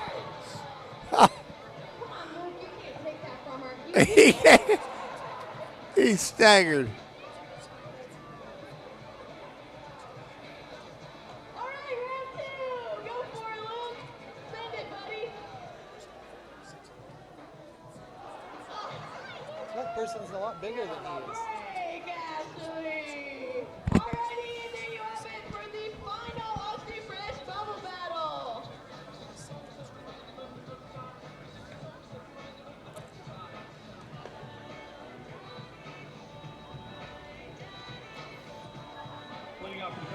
Cherry Oaks Golf Course in Cheney, one of our sponsors of the 84th NBC World Series. And also Just Right Auto Repair and Shire Graphics. We appreciate their sponsorship of our coverage of the NBC. I like to see our 2 board ops producing the shows tonight back there at KGSO and KQM headquarters do the Battle Bubble Bop thing. I think that'd be great. Pretty fun to watch. Jackson Glenn grounds one over to short, fielded by Trent Bowman. And Bowman's throw wild to first, and it goes into the stands, and that's going to allow the runner to go to second base on another error committed by Cheney. Bowman charged in on a fairly routine bouncing ball, and then the throw way high to first base, and runner at first now on the 4th error for Cheney. You're just not going to win many games when you have 4 errors and only 2 hits in a game. And especially with this much on the line. High bouncing ball over to first, fielded by Sullivan. The only play he'll have is to step on the bag. That'll get the runner over to third, though, and Jackson Glenn is there on a 3 unassisted, 1 away. There's one variable by which we measure our success, a truly satisfied customer. We build a lot of things, but mostly we build relationships. So 1 out here in the inning. Runner at third for Treston Kennard. Runner on third, 1 out. Kevin Jinks, just the head of the NBC, just came in to say hi, see how things are going, and brought us a beverage. Not a Bud Light, though. And they've just issued, well, I thought was an intentional walk, but apparently not. No. No, he swung and fouled that one off. So Bowman will retreat to the plate now.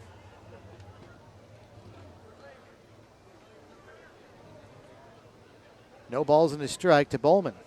Through the stretch, Ewing sends one in, and this one sliced foul right side. Bowman now down in the count quickly, 0-2. Trent Bowman looks like one of those guys. I talked about him earlier. Now, watch him choke up here, Steve, with 2 strikes. He did his last bat. and where he flew out short right field. But he's the kind of guy that'll spray it to all parts of the field. He's a good hitter, you can tell. Right there, look at that. Just shortens the swing, hits it right between third and short for a hit. Another run for Colorado. Sends one into left field. Bowman, an RBI single. It's now 7-0. Colorado's got the lead in the top of the 7th inning. I would take 15 Trent Bowmans any day and beat you.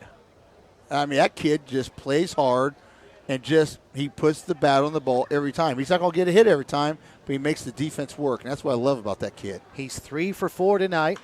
Now a swinging liner into center field by Pete Shear, and a sliding catch in center. Nicely done. Wade Rayburn sliding toward left center. Hauls that one in. Good catch. Was a good catch. That's one of those where it's just in the twilight, and you can lose that very easily in the lights and in the sky. Did a great job. Got a late start on it, but he went to one knee and made the play. 2 away. So Aiden Larini, the catcher, steps in now. Runner at first, 2 outs. 7-0 Colorado. If they score one more run this inning, the game could end this inning as Larini fouls the first pitch back. It's 0-1. If you're up by 8 runs after 7 innings, you win. It's that simple. We're in the top of the 7th. Cheney would still get a chance to bat in the bottom of the 7th inning, but if they did and Colorado still had a minimum 8-run lead, the ball game would come to an end right there. Now a slicing fly ball into center field again. This time Rayburn to his left a little, makes the catch to track it down. And the side retired. Colorado adds another. Stretch time at Lawrence Dumont. Cyclone 7, Cheney nothing at the 84th NBC on KQAM. To be recognized during our 7th inning stretch.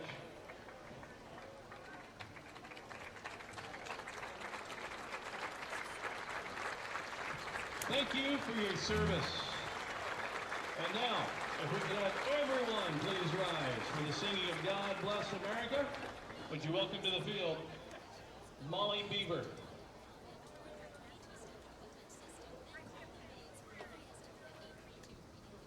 God bless America, land that I love. Stand beside her and guide her through the night with the light from above. From the mountains to the prairies, to the oceans wide we found. God bless America, my home sweet home.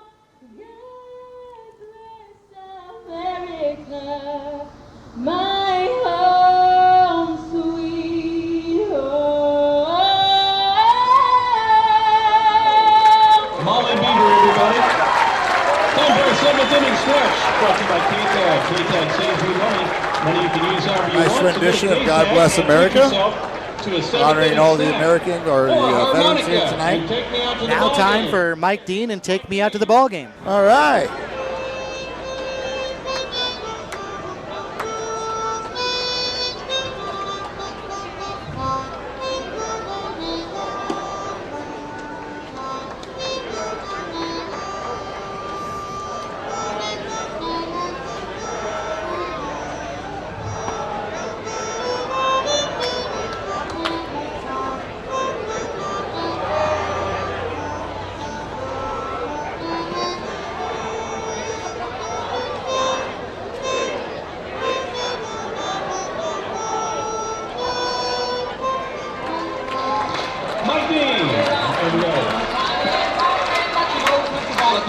All right, Mike Dean doing his thing, NBC Hall of Famer at the 84th NBC World Series. All right, for those of you that would like to win a little free meal from Champs Sports Bar and Grill, get your fingers ready to dial. The number is 316-721-8255. 316-721-8255. Start dialing right now. David Mitchell standing by. The first caller will win a free hamburger, french fry, and non-alcoholic beverage from Champs Sports Bar and Grill, one of our sponsors of the 84th NBC World Series. We move now to the bottom of the 7th inning. Jackson Glenn will lead off for the Cheney Diamond Dogs. Running out of time, trailing 7-0 here at the 84th NBC. If they lose, they are done. they will not make it to the championship tournament that starts tomorrow. Glenn was about ready. Pat Hone, his coach, was not. Now Coach Hone is heading to the third base coach's box, and here we go. First pitch in to Glenn, taken for a ball, 1 ball and no strikes. That's about the story of the whole night for the Diamond Dogs. Just a little late with everything. Cheney has twice as many errors in the game as they have base hits. He tried to check his swing and did. And 5 times as many hits. Cyclones do. 10 hits for Colorado, 2 for Cheney. Tough night all the way around. 2 balls and no strikes to Glenn. Big swing there. Misses. It's 2-1. Still throwing 85 miles an hour right now in the 7th. Andrew Miller and Treston Kennard due up next. 3, 4, and 5 for Cheney. They've got to mount a big rally at some point, down 7-0. This one lifted foul. Right side, it'll slice out of play, 2-2. Autotech is a one-stop service center for all your vehicle service needs. Located at Temperature down to 81. Winds start blowing very lightly again, but not a whole lot of breeze out of the south. Foster Gifford has been terrific tonight for Colorado. He delivers down low and away, and the count is now full at 3-2. But you certainly don't want to be giving up walks in this situation. Up 7. Don't threaten to have your team go to the bullpen. He'll get bailed out here, it looks like. Bouncing ball to third, fielded by the third baseman Richards, who throws across in time for a 5-3 putout, 1 away. And they throw it away. First error of the game for them is when they threw it away here on the throw around after the out. So nobody on, 1 out for Andrew Miller, the first baseman. We will have the feature game tomorrow when the 8-team tournament starts. That's when things really start to get interesting. It's a single elimination tournament, so we'll start with 8 tomorrow. We'll have 4 for the semifinals Friday, and then 2 will play for the championship on Saturday. First pitch to Andrew Miller, a strike, 0-1. Miller has flied out twice to right field, so be ready, Hunter Douglas. Takes a strike again, and he's quickly behind in the count, 0-2. Right-handed hitting first baseman, but has gone the other way. We'll see if he does here. 0-2, high and away. Foster Gifford just seeing if he can get the batter to fish at one there, but 0-2. Now the 1-2 chopped at the plate, foul. 1 ball and 2 strikes still. If Cheney loses, they are out no matter what. Colorado Cyclones will be in joining the San Diego Waves as the 2 from this pool that will be a part of the 8-team tournament starting tomorrow. Pitch bounced foul outside the bag at third. That's when you really got to counter your pitching. You got to get innings out of your starters and then really have 2 solid guys come out of the bullpen ready to go just in case you need for that mid innings or the late innings when you need an out. 1-2, bouncing ball through up the middle on into center field for a base hit. Only the 3rd hit of the game for the Diamond Dogs. So Andrew Miller with 2 strikes as well, Scott, protecting the plate well and sending one back up the chute. So runner at first, 1 away for Treston Kennard. We've got a winner in our Champ Sports Bar and Grill call-in contest. Stan Peters, congratulations. You've won a free meal from Champ's Sports Bar and Grill. Stop by your station at 1632 South Mays. Bring your ID and we'll give you a voucher for a free meal at Champ Sports Bar and Grill. Here's Treston Kennard now, the left fielder, taking high and in for a ball, 1-0. Scott, I know you've had some of those hamburgers at Champ's. Pretty good stuff. They got great pizza, chicken quesadillas, got all good stuff there. Also, the fries are amazing there as well if you just want some fries. And the beverages. Nice cold beer. That's a gapper. Kennard sends one to right center. Coming over to his left is Shearer, the center fielder, out to plate on a hop. It'll be a single, and down to third base goes Andrew Miller. First runner in scoring position for the Diamond Dogs. One of the deeper singles you'll see is that one was really well struck, though, by Kennard. So Shearer got over in a hurry and cut it off in deep right center. And now it looks like Colorado is going to have a timeout. Coach comes to the mound, and that'll give the bullpen time to start getting a pitcher loosened up. This is just going out there, checking on things, allowing the pitcher to get down there in the bullpen to get loosened up here real quick. So first and third for Cheney, 1 out. Bottom of the 7th inning. Diamond Dogs desperately trying to mount a furious rally. They've got to overcome a 7-run deficit in basically 2 2/3 innings. There's one out in the bottom of the 7th inning, down 7-0.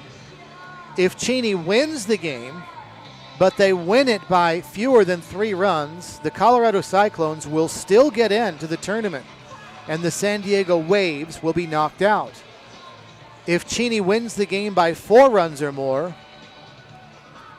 then the San Diego Waves will get in with Cheney, and Colorado will be knocked out. You know, this has got to be devastating for Cheney, being in the finals last year up against the former major leaguers who won it last year, and now on the brink of elimination with almost everybody back on your roster from last year's finals. Hunter Douglas takes a strike, 0-1. First and third, 1 away. Through the stretch, Gifford delivers. Hot shot through on the left side for a base hit and an RBI single for Douglas. Miller will score. Stopping at second is Kennard. Now it's a 7-1 Colorado lead. Third baseman was playing even with the bag. 2 hopper right by him, made a diving effort, just couldn't make it stop. Another base hit in the first run of the game, just past Richards, a diving Richards. Now the Diamond Dogs will get a pinch hitter up to the plate. That's Daniel Kyle. Kyle's from Wichita.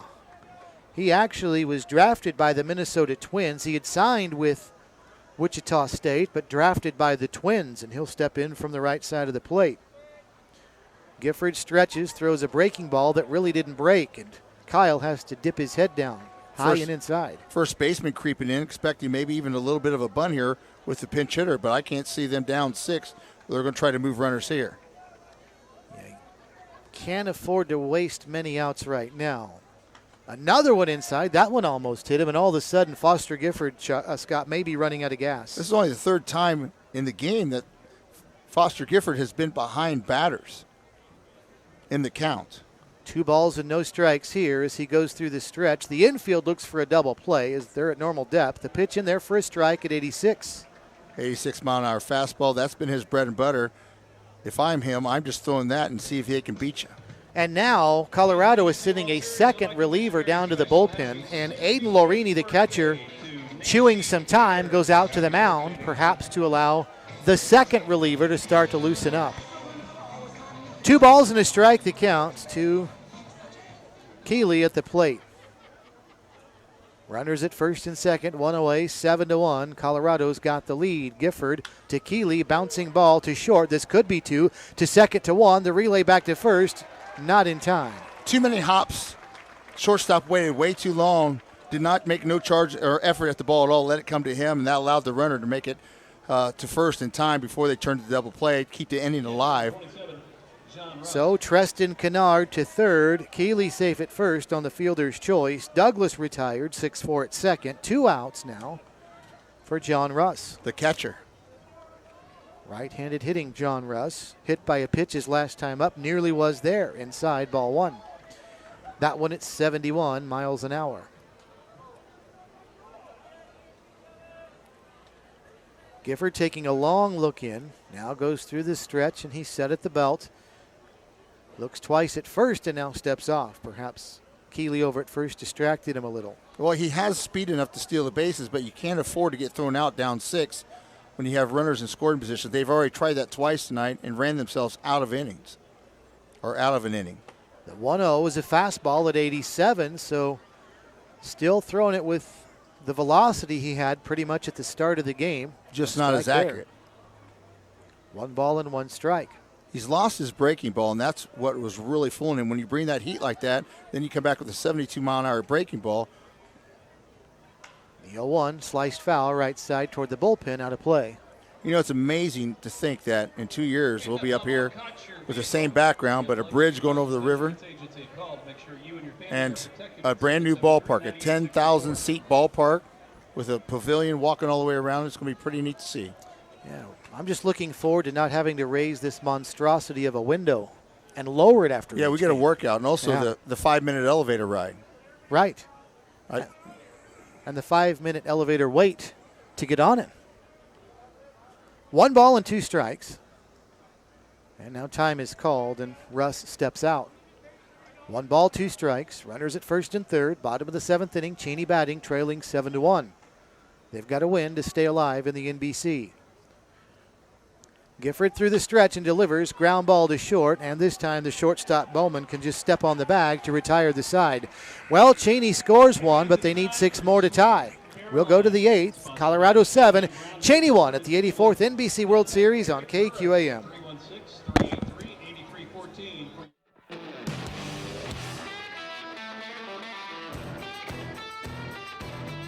This bud's for the dream and the people bold enough to pursue it.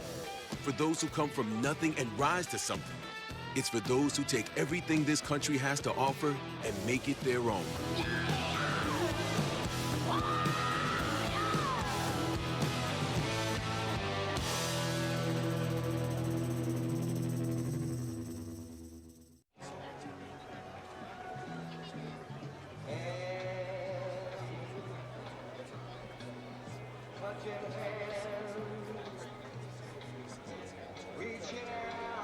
All right, fans, let them hear you.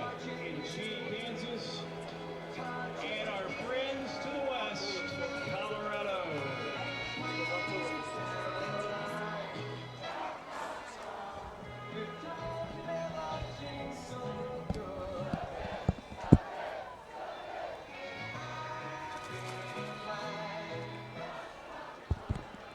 Team Electric sponsoring our coverage of the 84th NBC World Series, and Faunastock as well.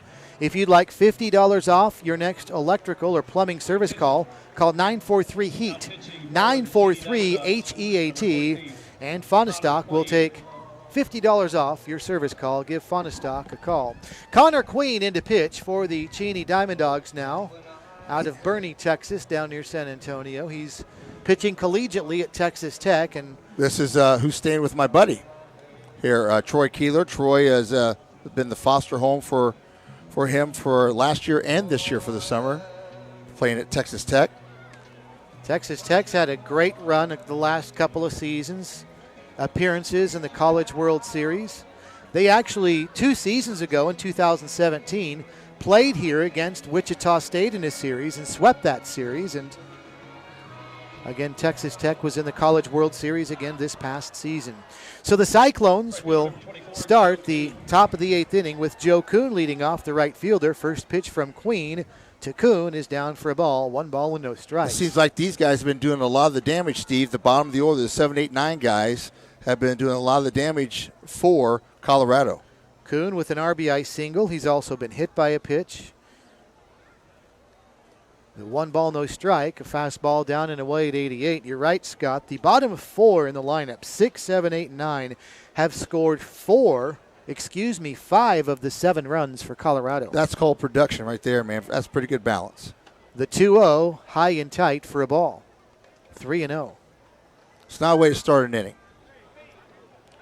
Need your guy to come out of the bullpen and throw strikes. Let your defense do the work for you when you're down 6. 3-0 is a fastball at 86, across for a strike. And it's now 3-1. Don't forget Saturday night, if you're watching all over this is being telecast all over the world tonight. Don't forget Saturday night, stay tuned. We'll do the concert afterwards and the fireworks show here to end the 84th annual NBC World Series. Swing and a miss. The count's now full to Queen. It's 3-2, or the count to Kuhn. And now Queen is ready and delivers the 3-2. Down and in, ball 4. We had some people from Australia watching the other night. Wow. Got him from all over. Pretty neat. Leadoff walk, Kuhn aboard. And now the pinch hitter that came in a couple of innings ago, Tyler Neely, will step in. He came in and hit for Jake Pearson back in the 6th inning and picked up a base hit. Neely up there now against Connor Queen. Queen delivers inside to Neely for a ball. 1 ball and no strikes. Number 35, Tyler Neely.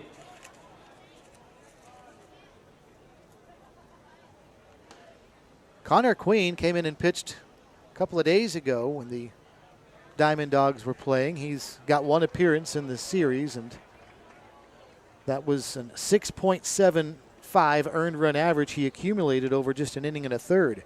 Swing and a miss at the plate to Neely. It's 1-1. He gave up 3 hits in an inning and a third. The 1-1 Fisted that one. over toward the first base coach's box. Andrew Miller into foul ground, drifting, makes the catch. And there's one away. Connor Queen also got charged with the loss the other night when Cheney lost to the San Diego Wave, 8-7. Another pinch hitter for the Cyclones will step in. Wyatt Featherston will hit for Kenny Badgett, the leadoff hitter. So Featherston is in from Lakewood, Colorado, and Washburn. And he takes a fastball up high, 1 ball and no strikes. That one at 87. So he's from right next door in Colorado, but playing here in Kansas, his college baseball. 1 ball and no strikes. Right-handed hitter versus a right-handed reliever who works from the stretch, Connor Queen. Nice swing. Mano a mano there, a fastball and a home run swing, but Featherston empty on it, 1-1. One ball, 1 strike, 1 out, runner at first, so 1 on. We got a bunch of ones out here right now. And 7-1, Colorado leading on the scoreboard. Breeze starting to pick up out of the south a little bit, blowing straight out tonight. Another swing and a miss. This one, though, Queen took something off at 75. So he delivers an off-speed pitch, and Featherston way out in front of it and on top of it. 1-2. Runner gets his lead at first. Queen goes through the stretch, and the pitch. Took something off again, that time at 72, and it's down. 2 balls and 2 strikes. Colorado like nothing more to get a couple runs here and make it an 8-run game, then hold them in the game and be over in a run rule situation. The 2-2, lifted right side. That's going to tail out of play. And the count's still 2-2. Look at all the kids chasing after that fly ball. It's like a magnet. Oh, it is. 2 balls and 2 strikes again. The right-handed hitting Featherston back in again.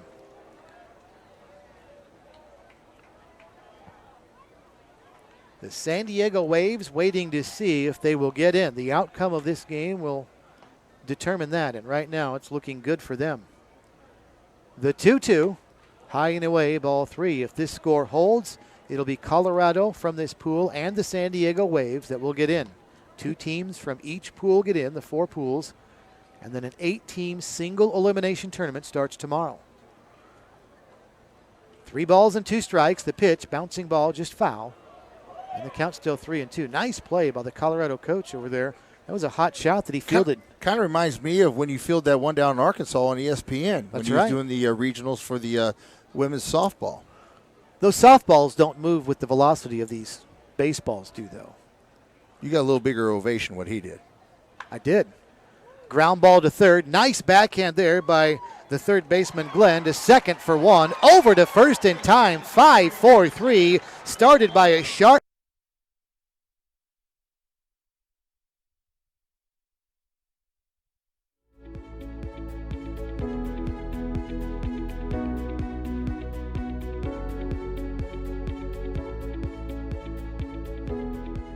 Kansas Gas Service delivers natural gas to many of the companies you know, ensuring they have the energy they need to grow and build strong communities, providing cost-effective, safe, and reliable natural gas for a better tomorrow today. Kansas Gas Service.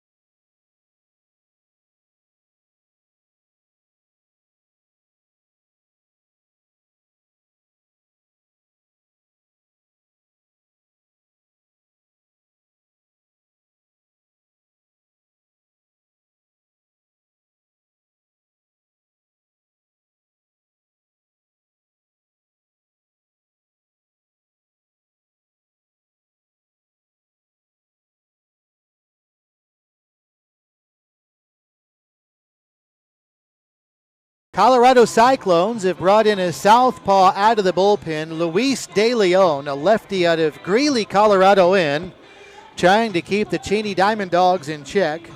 7-1. Colorado has the lead, and Scott, what a job that the starting pitcher for Colorado did, though, tonight, Foster Gifford, to get his team 7 strong innings and, for the most part, preserve the bullpen. 7 strong innings, but more importantly, Stevie, no errors on the board behind him. So great effort by the guys behind him, playing great defense.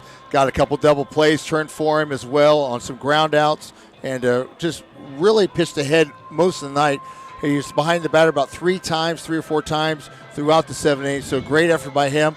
And hopefully they'll continue to play well, because he could be a horse you could ride with when he gets to the semifinals or even the finals. He's pitching, or will be pitching, at Taft College, but again out of Greeley, Colorado, which is the home of Northern Colorado, the University of Northern Colorado. First batter he'll see is Brock Carter at the number 9 spot for Cheney. Carter, Wade Rayburn, and Brandon Pruitt, 9-1-2 for the Diamond Dogs, down by 6 as we start the bottom of the 8th inning. And DeLeon delivers a fastball outside to Carter. 1 ball and no strikes. Carter is 0 for 2. He is flied out and struck out looking. Takes high and tight here, ducking out of the way. 2-0. I bet he heard that one. Yeah, it's a little too close for comfort, and he's actually stepping out probably to take a sigh of relief. Now ready again in the 2-0, a fastball right across. It's 2-1.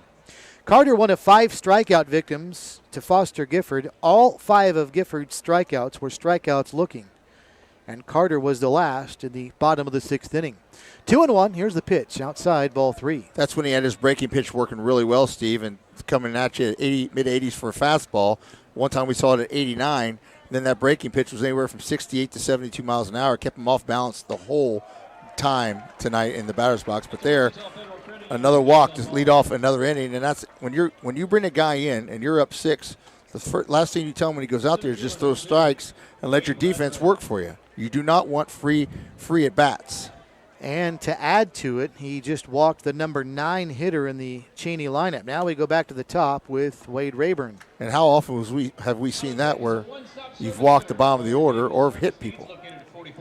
Rayburn fouls the first pitch off, 0-1. He will not be bunting here, and you don't think that Carter will be stealing down 6 because Cheney needs to string together a lot of base hits. First of all, not much of a lead against the lefty pitching. And like you said, you want to be very conservative here and just not take any chances getting picked off or stealing. Second pitch called a strike. It's 0-2. DeLeon stretches, looks at first, delivers home outside, ball 1. If you watch the guy on first base leading off, he has bad mechanics already, because watch his first step. He goes back towards first base when the pitcher's getting ready to step home. And you want to get a good secondary. And his first step is back towards first base, so you're at an advantage if a ground ball is hit. Pitch down low. Good stop behind the plate by Lorini. 2 balls and 2 strikes. That's also when you make that little side step where you put your feet together when you can get picked off. You're a little off balance. 2-2, and the pitch swung on, bouncing ball over to the right side. The second baseman will field, and Squire will throw to first. That's the only play he had, but a 4-3 putout moves the runner to second base, 1 away. Right now, you're not really concerned about that run. You just want to get outs. Because Cheney is now down to their final 5 outs here in the ballgame. Here's Brandon Pruitt.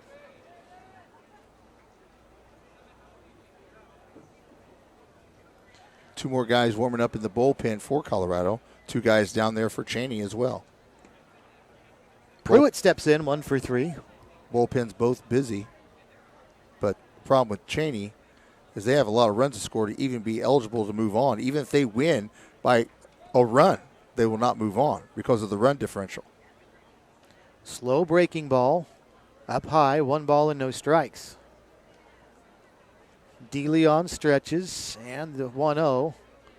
And he tried to check his swing at a pitch down, and he did, and it's 2-0.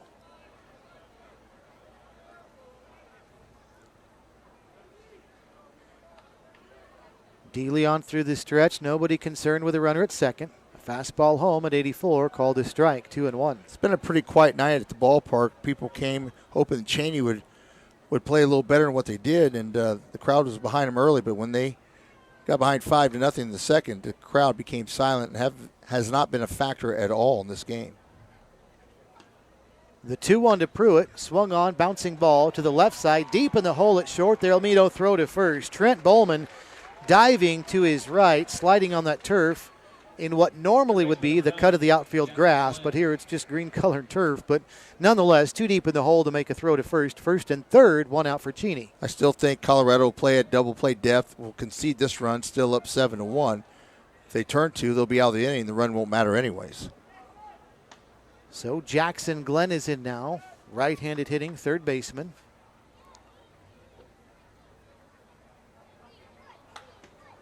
Glenn from Cedar Hill, Texas, sends the first one foul down toward the left field bullpen. 0-1 to him. Cedar Hill, Texas, he's from, and attending Dallas Baptist University, members of the Missouri Valley Conference. Play Wichita State, or used to play Wichita State. So I think they still do now as a non-conference game, and they've always been pretty stout. Aren't they Division II and everything else, though, except baseball? They are. Yeah. That one actually came in behind him. That's the way I used to pitch. Yeah, Dallas Baptist has produced some great baseball players. They have. And they've come to X Stadium here against Wichita State and have played quite well and have won some games in the past couple seasons. 1 ball, 1 strike. This one way outside. Yeah, he has no confidence at all right now. As time called, a little confidence on the mound. And there is somebody warming up down in the Colorado bullpen just in case things get a little too close for comfort for Colorado. 7-1 they lead, bottom of the 8th inning. But Cheney with runners at first and third, 1 away. Diamond Dogs down to their final 5 outs, but stranger things have happened. Here's the 2-1. Lifted high, shallow right field. Second baseman Squire going out. Right fielder Douglas coming on. He'll make the catch. Not deep enough for the runner to tag. And 2 away.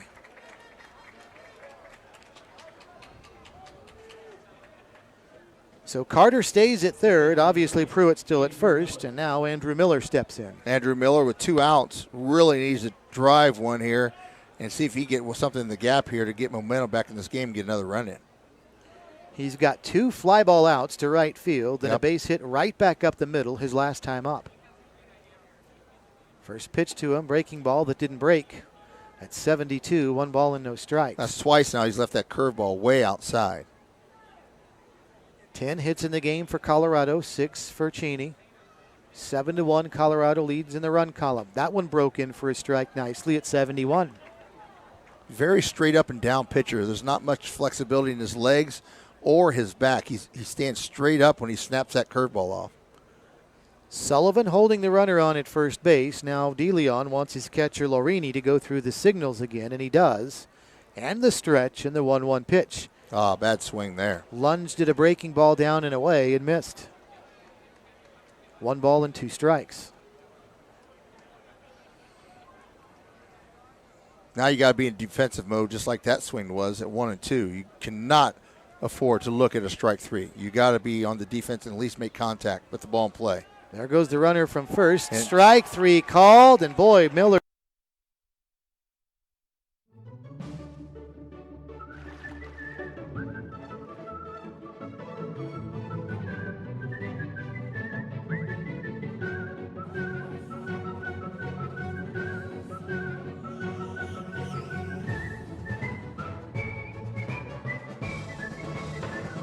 Make the most of every single moment. After the game, see what's happening at visitwichita.com.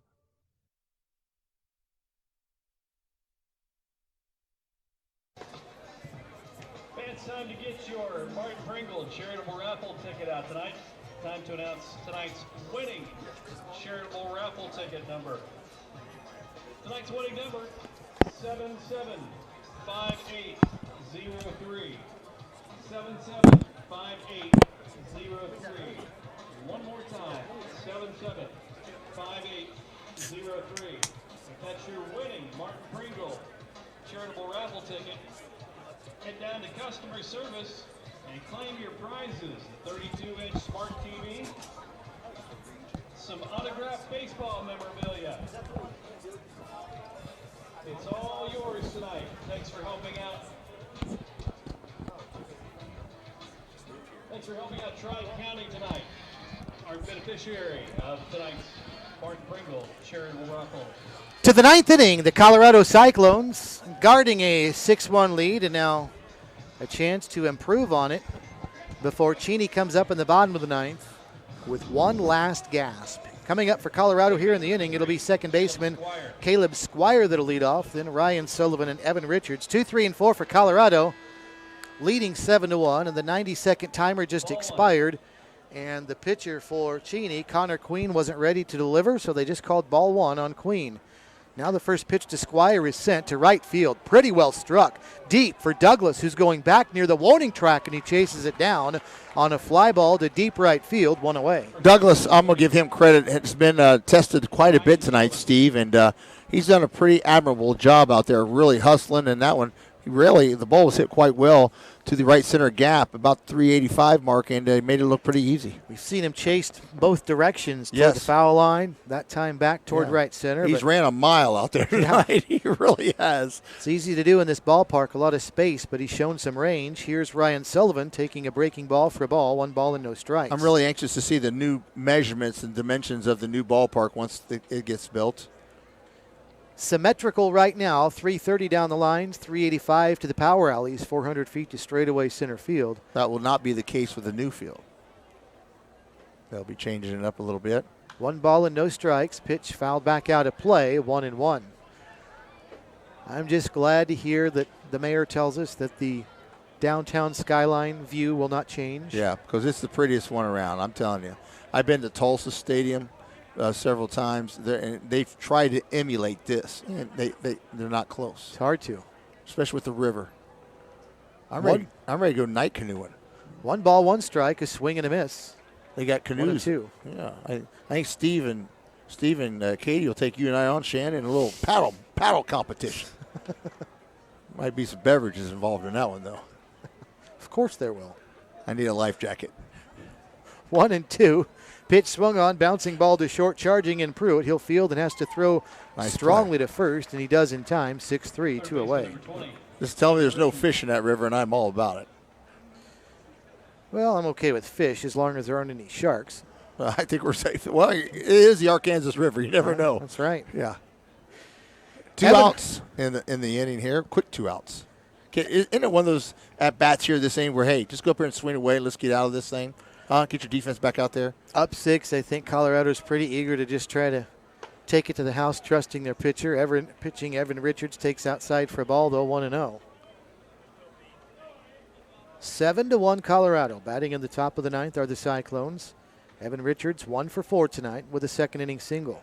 It's been a beautiful, beautiful 2 weeks of baseball here in Wichita for the 84th annual NBC World Series. The weather has been pretty remarkable. Not a lot of high humidity. I mean, we've been up in this booth before where we were just as soaked as the players. Yes. 1-1. Slider in there for a strike at 75. Well done by Queen. 1-2. A lot of celebrities coming up in the booth visiting us throughout the night. And been nice. Had the mayor bounce in a first pitch. You got to throw one tonight with Doug Downs, your cohort on the morning show. Ground ball up the middle. Diving play by the second baseman, Carter. He gloves it behind the bag, but there will be no throw. Well, he did a great job just to get to that one. Boy, he sure did. He laid all out, too. It worried me how he landed because that wrist rolled up underneath of him, but he shook it off and it was okay. But great effort by that young man with 2 away here in the top of the 9th. So Trent Bowman is in now with a runner at first, 2 away. Colorado batting and leading 7-1. This is my guy here. I'd take 10 of him. And he sends one the other way to right field, but pretty much right at Hunter Douglas. Few strides to his left. He hauls it in. So the side retired. We go to the bottom of the 9th. Cheney needs 6 to tie and 7 to win. Colorado 7, Cheney 1 at the 84th NBC World Series on KQAM.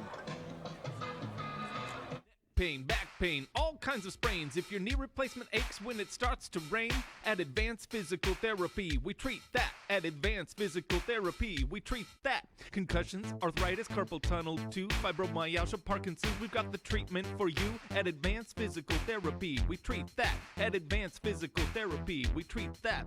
One-on-one sessions with a personal touch. Ask our thousands of patients why they love us so much. At Advanced Physical Therapy, we treat that. At Advanced Physical Therapy, we treat that. Hayden Schaefer.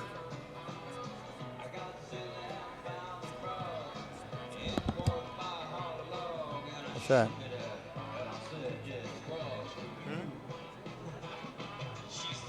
Oh, wow.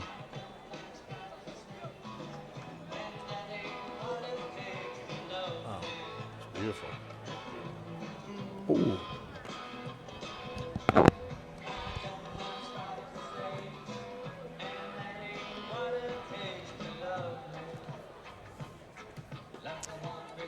Well, we'll take it to the bottom of the ninth inning. Cheney Diamond Dogs needing a miracle now, trailing the Colorado Cyclones 7-1 in a game that, if it stays this way, really disappointing for Cheney as they had a chance to win and get into the championship tournament starting tomorrow. 8 teams will be there, but if Cheney does not come back and win this one, they will not be one of those 8 teams that'll get in. Hayden Schaefer is on in relief for Colorado, the third pitcher used by the Cyclones out of Thornton, Colorado, a suburb of Denver. And another guy, though, that's pitching collegiately in Kansas at Emporia State, or at least he will be. But as you would expect, not only a number of Coloradans on this Colorado Cyclones team, but almost every one of them is right in the Denver area where they're from, all over the suburbs of Denver. Well, what that tells me is these kids are really familiar with playing with each other, Steve. Used to playing each other, know their insides and outs, and the comfortable level playing. Unlike some of these teams that bring in kids from Texas and Arizona, California, all over to form a team for the summer. So Treston Kennard will step in. He'll lead it off for the Diamond Dogs, trailing 7-1. 7 runs, 11 hits for Colorado, a run on 6 hits for Cheney, and the Diamond Dogs have committed 4 errors tonight. First pitch to Kennard, a strike, nothing and 1, so nothing has gone their way tonight. Not offensively and not defensively as well, including their pitching.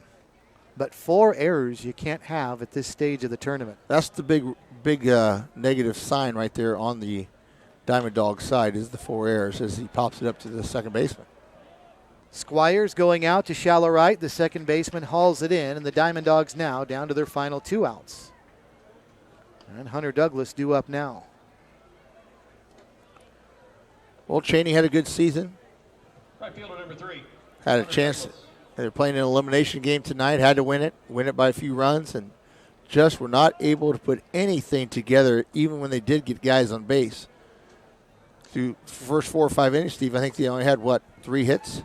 Yeah, it was 2 of them, in fact. 2 hits. They started to string them together till the 6th and 7th. First pitch to Hunter Douglas in there for his strike, nothing and 1. Now Douglas calls time and steps out. However, let's look at the big picture here for Cheney, who moved to Cheney last year and played in the championship game of this tournament, and another good season this year. If you qualify for championship week, you had a heck of a year. So absolutely, give them credit for getting here. And kudos to the city of Cheney for allowing them to come there and play and really support this baseball team and take in these kids. 1-1 the count to Hunter Douglas, and he takes high and away, 2 balls and a strike. Douglas hit by a pitch in the second inning, singled in the 7th, and sandwiched in between a fly out to left field. He's 1 for 2 and takes a big hearty cut at that one and misses. He threw a fastball at 87 or 88 mile an hour and just came back with a 78 mile an hour breaking pitch. They swung right over the top of it. So 2 balls and 2 strikes. Schaefer ready and delivers, and the pitch swung on. It's in the dirt and missed, so they'll have to throw to first. And the putout goes 2-3, and the Diamond Dogs now down to their final out. Once again, Aiden Lorini, the backstop catcher behind home plate, did a great job of blocking it, taking his time, moving it way out front towards the pitcher's mound, make sure he had a clear throwing lane to the first base and get the out on a swing and a miss, but the ball was in the dirt. Now pinch hitting for Cheney, number 17. So Scott Hastings, the last hope here for the Cheney Diamond Dogs. With nobody on, 2 outs, bottom of the 9th, they're down 7-1. Hastings takes the first pitch outside for a ball, 1-0, out of Flower Mound, Texas, and Texas A&M Corpus Christi is where he's playing collegiately. Not bad so far. Just a little over 2 hours into this game when we're about done. Pitch up high for a ball. 2 balls and no strikes to Hastings. Left-handed hitter.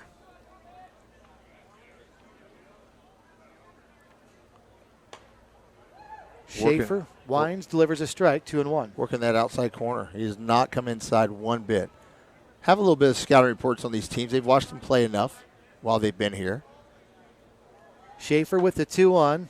Line foul. Look out, Pat Hone over at third. Shows you why they want to keep it outside, keep it out of his power. Good-sized kid. Looks like he has a pretty quick bat. Now let's see, at 2-2, he's got a pitch he can really use to his advantage here. We throw that slow breaking pitch from the outside against the lefty and see if he can curl it back over the corner.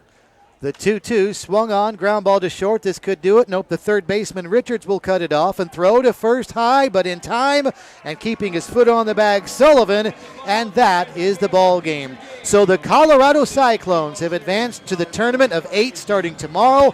They will join the San Diego Waves from their pool and 6 other teams as it's 7-1 Colorado over Cheney. Back with the final wrap right after this.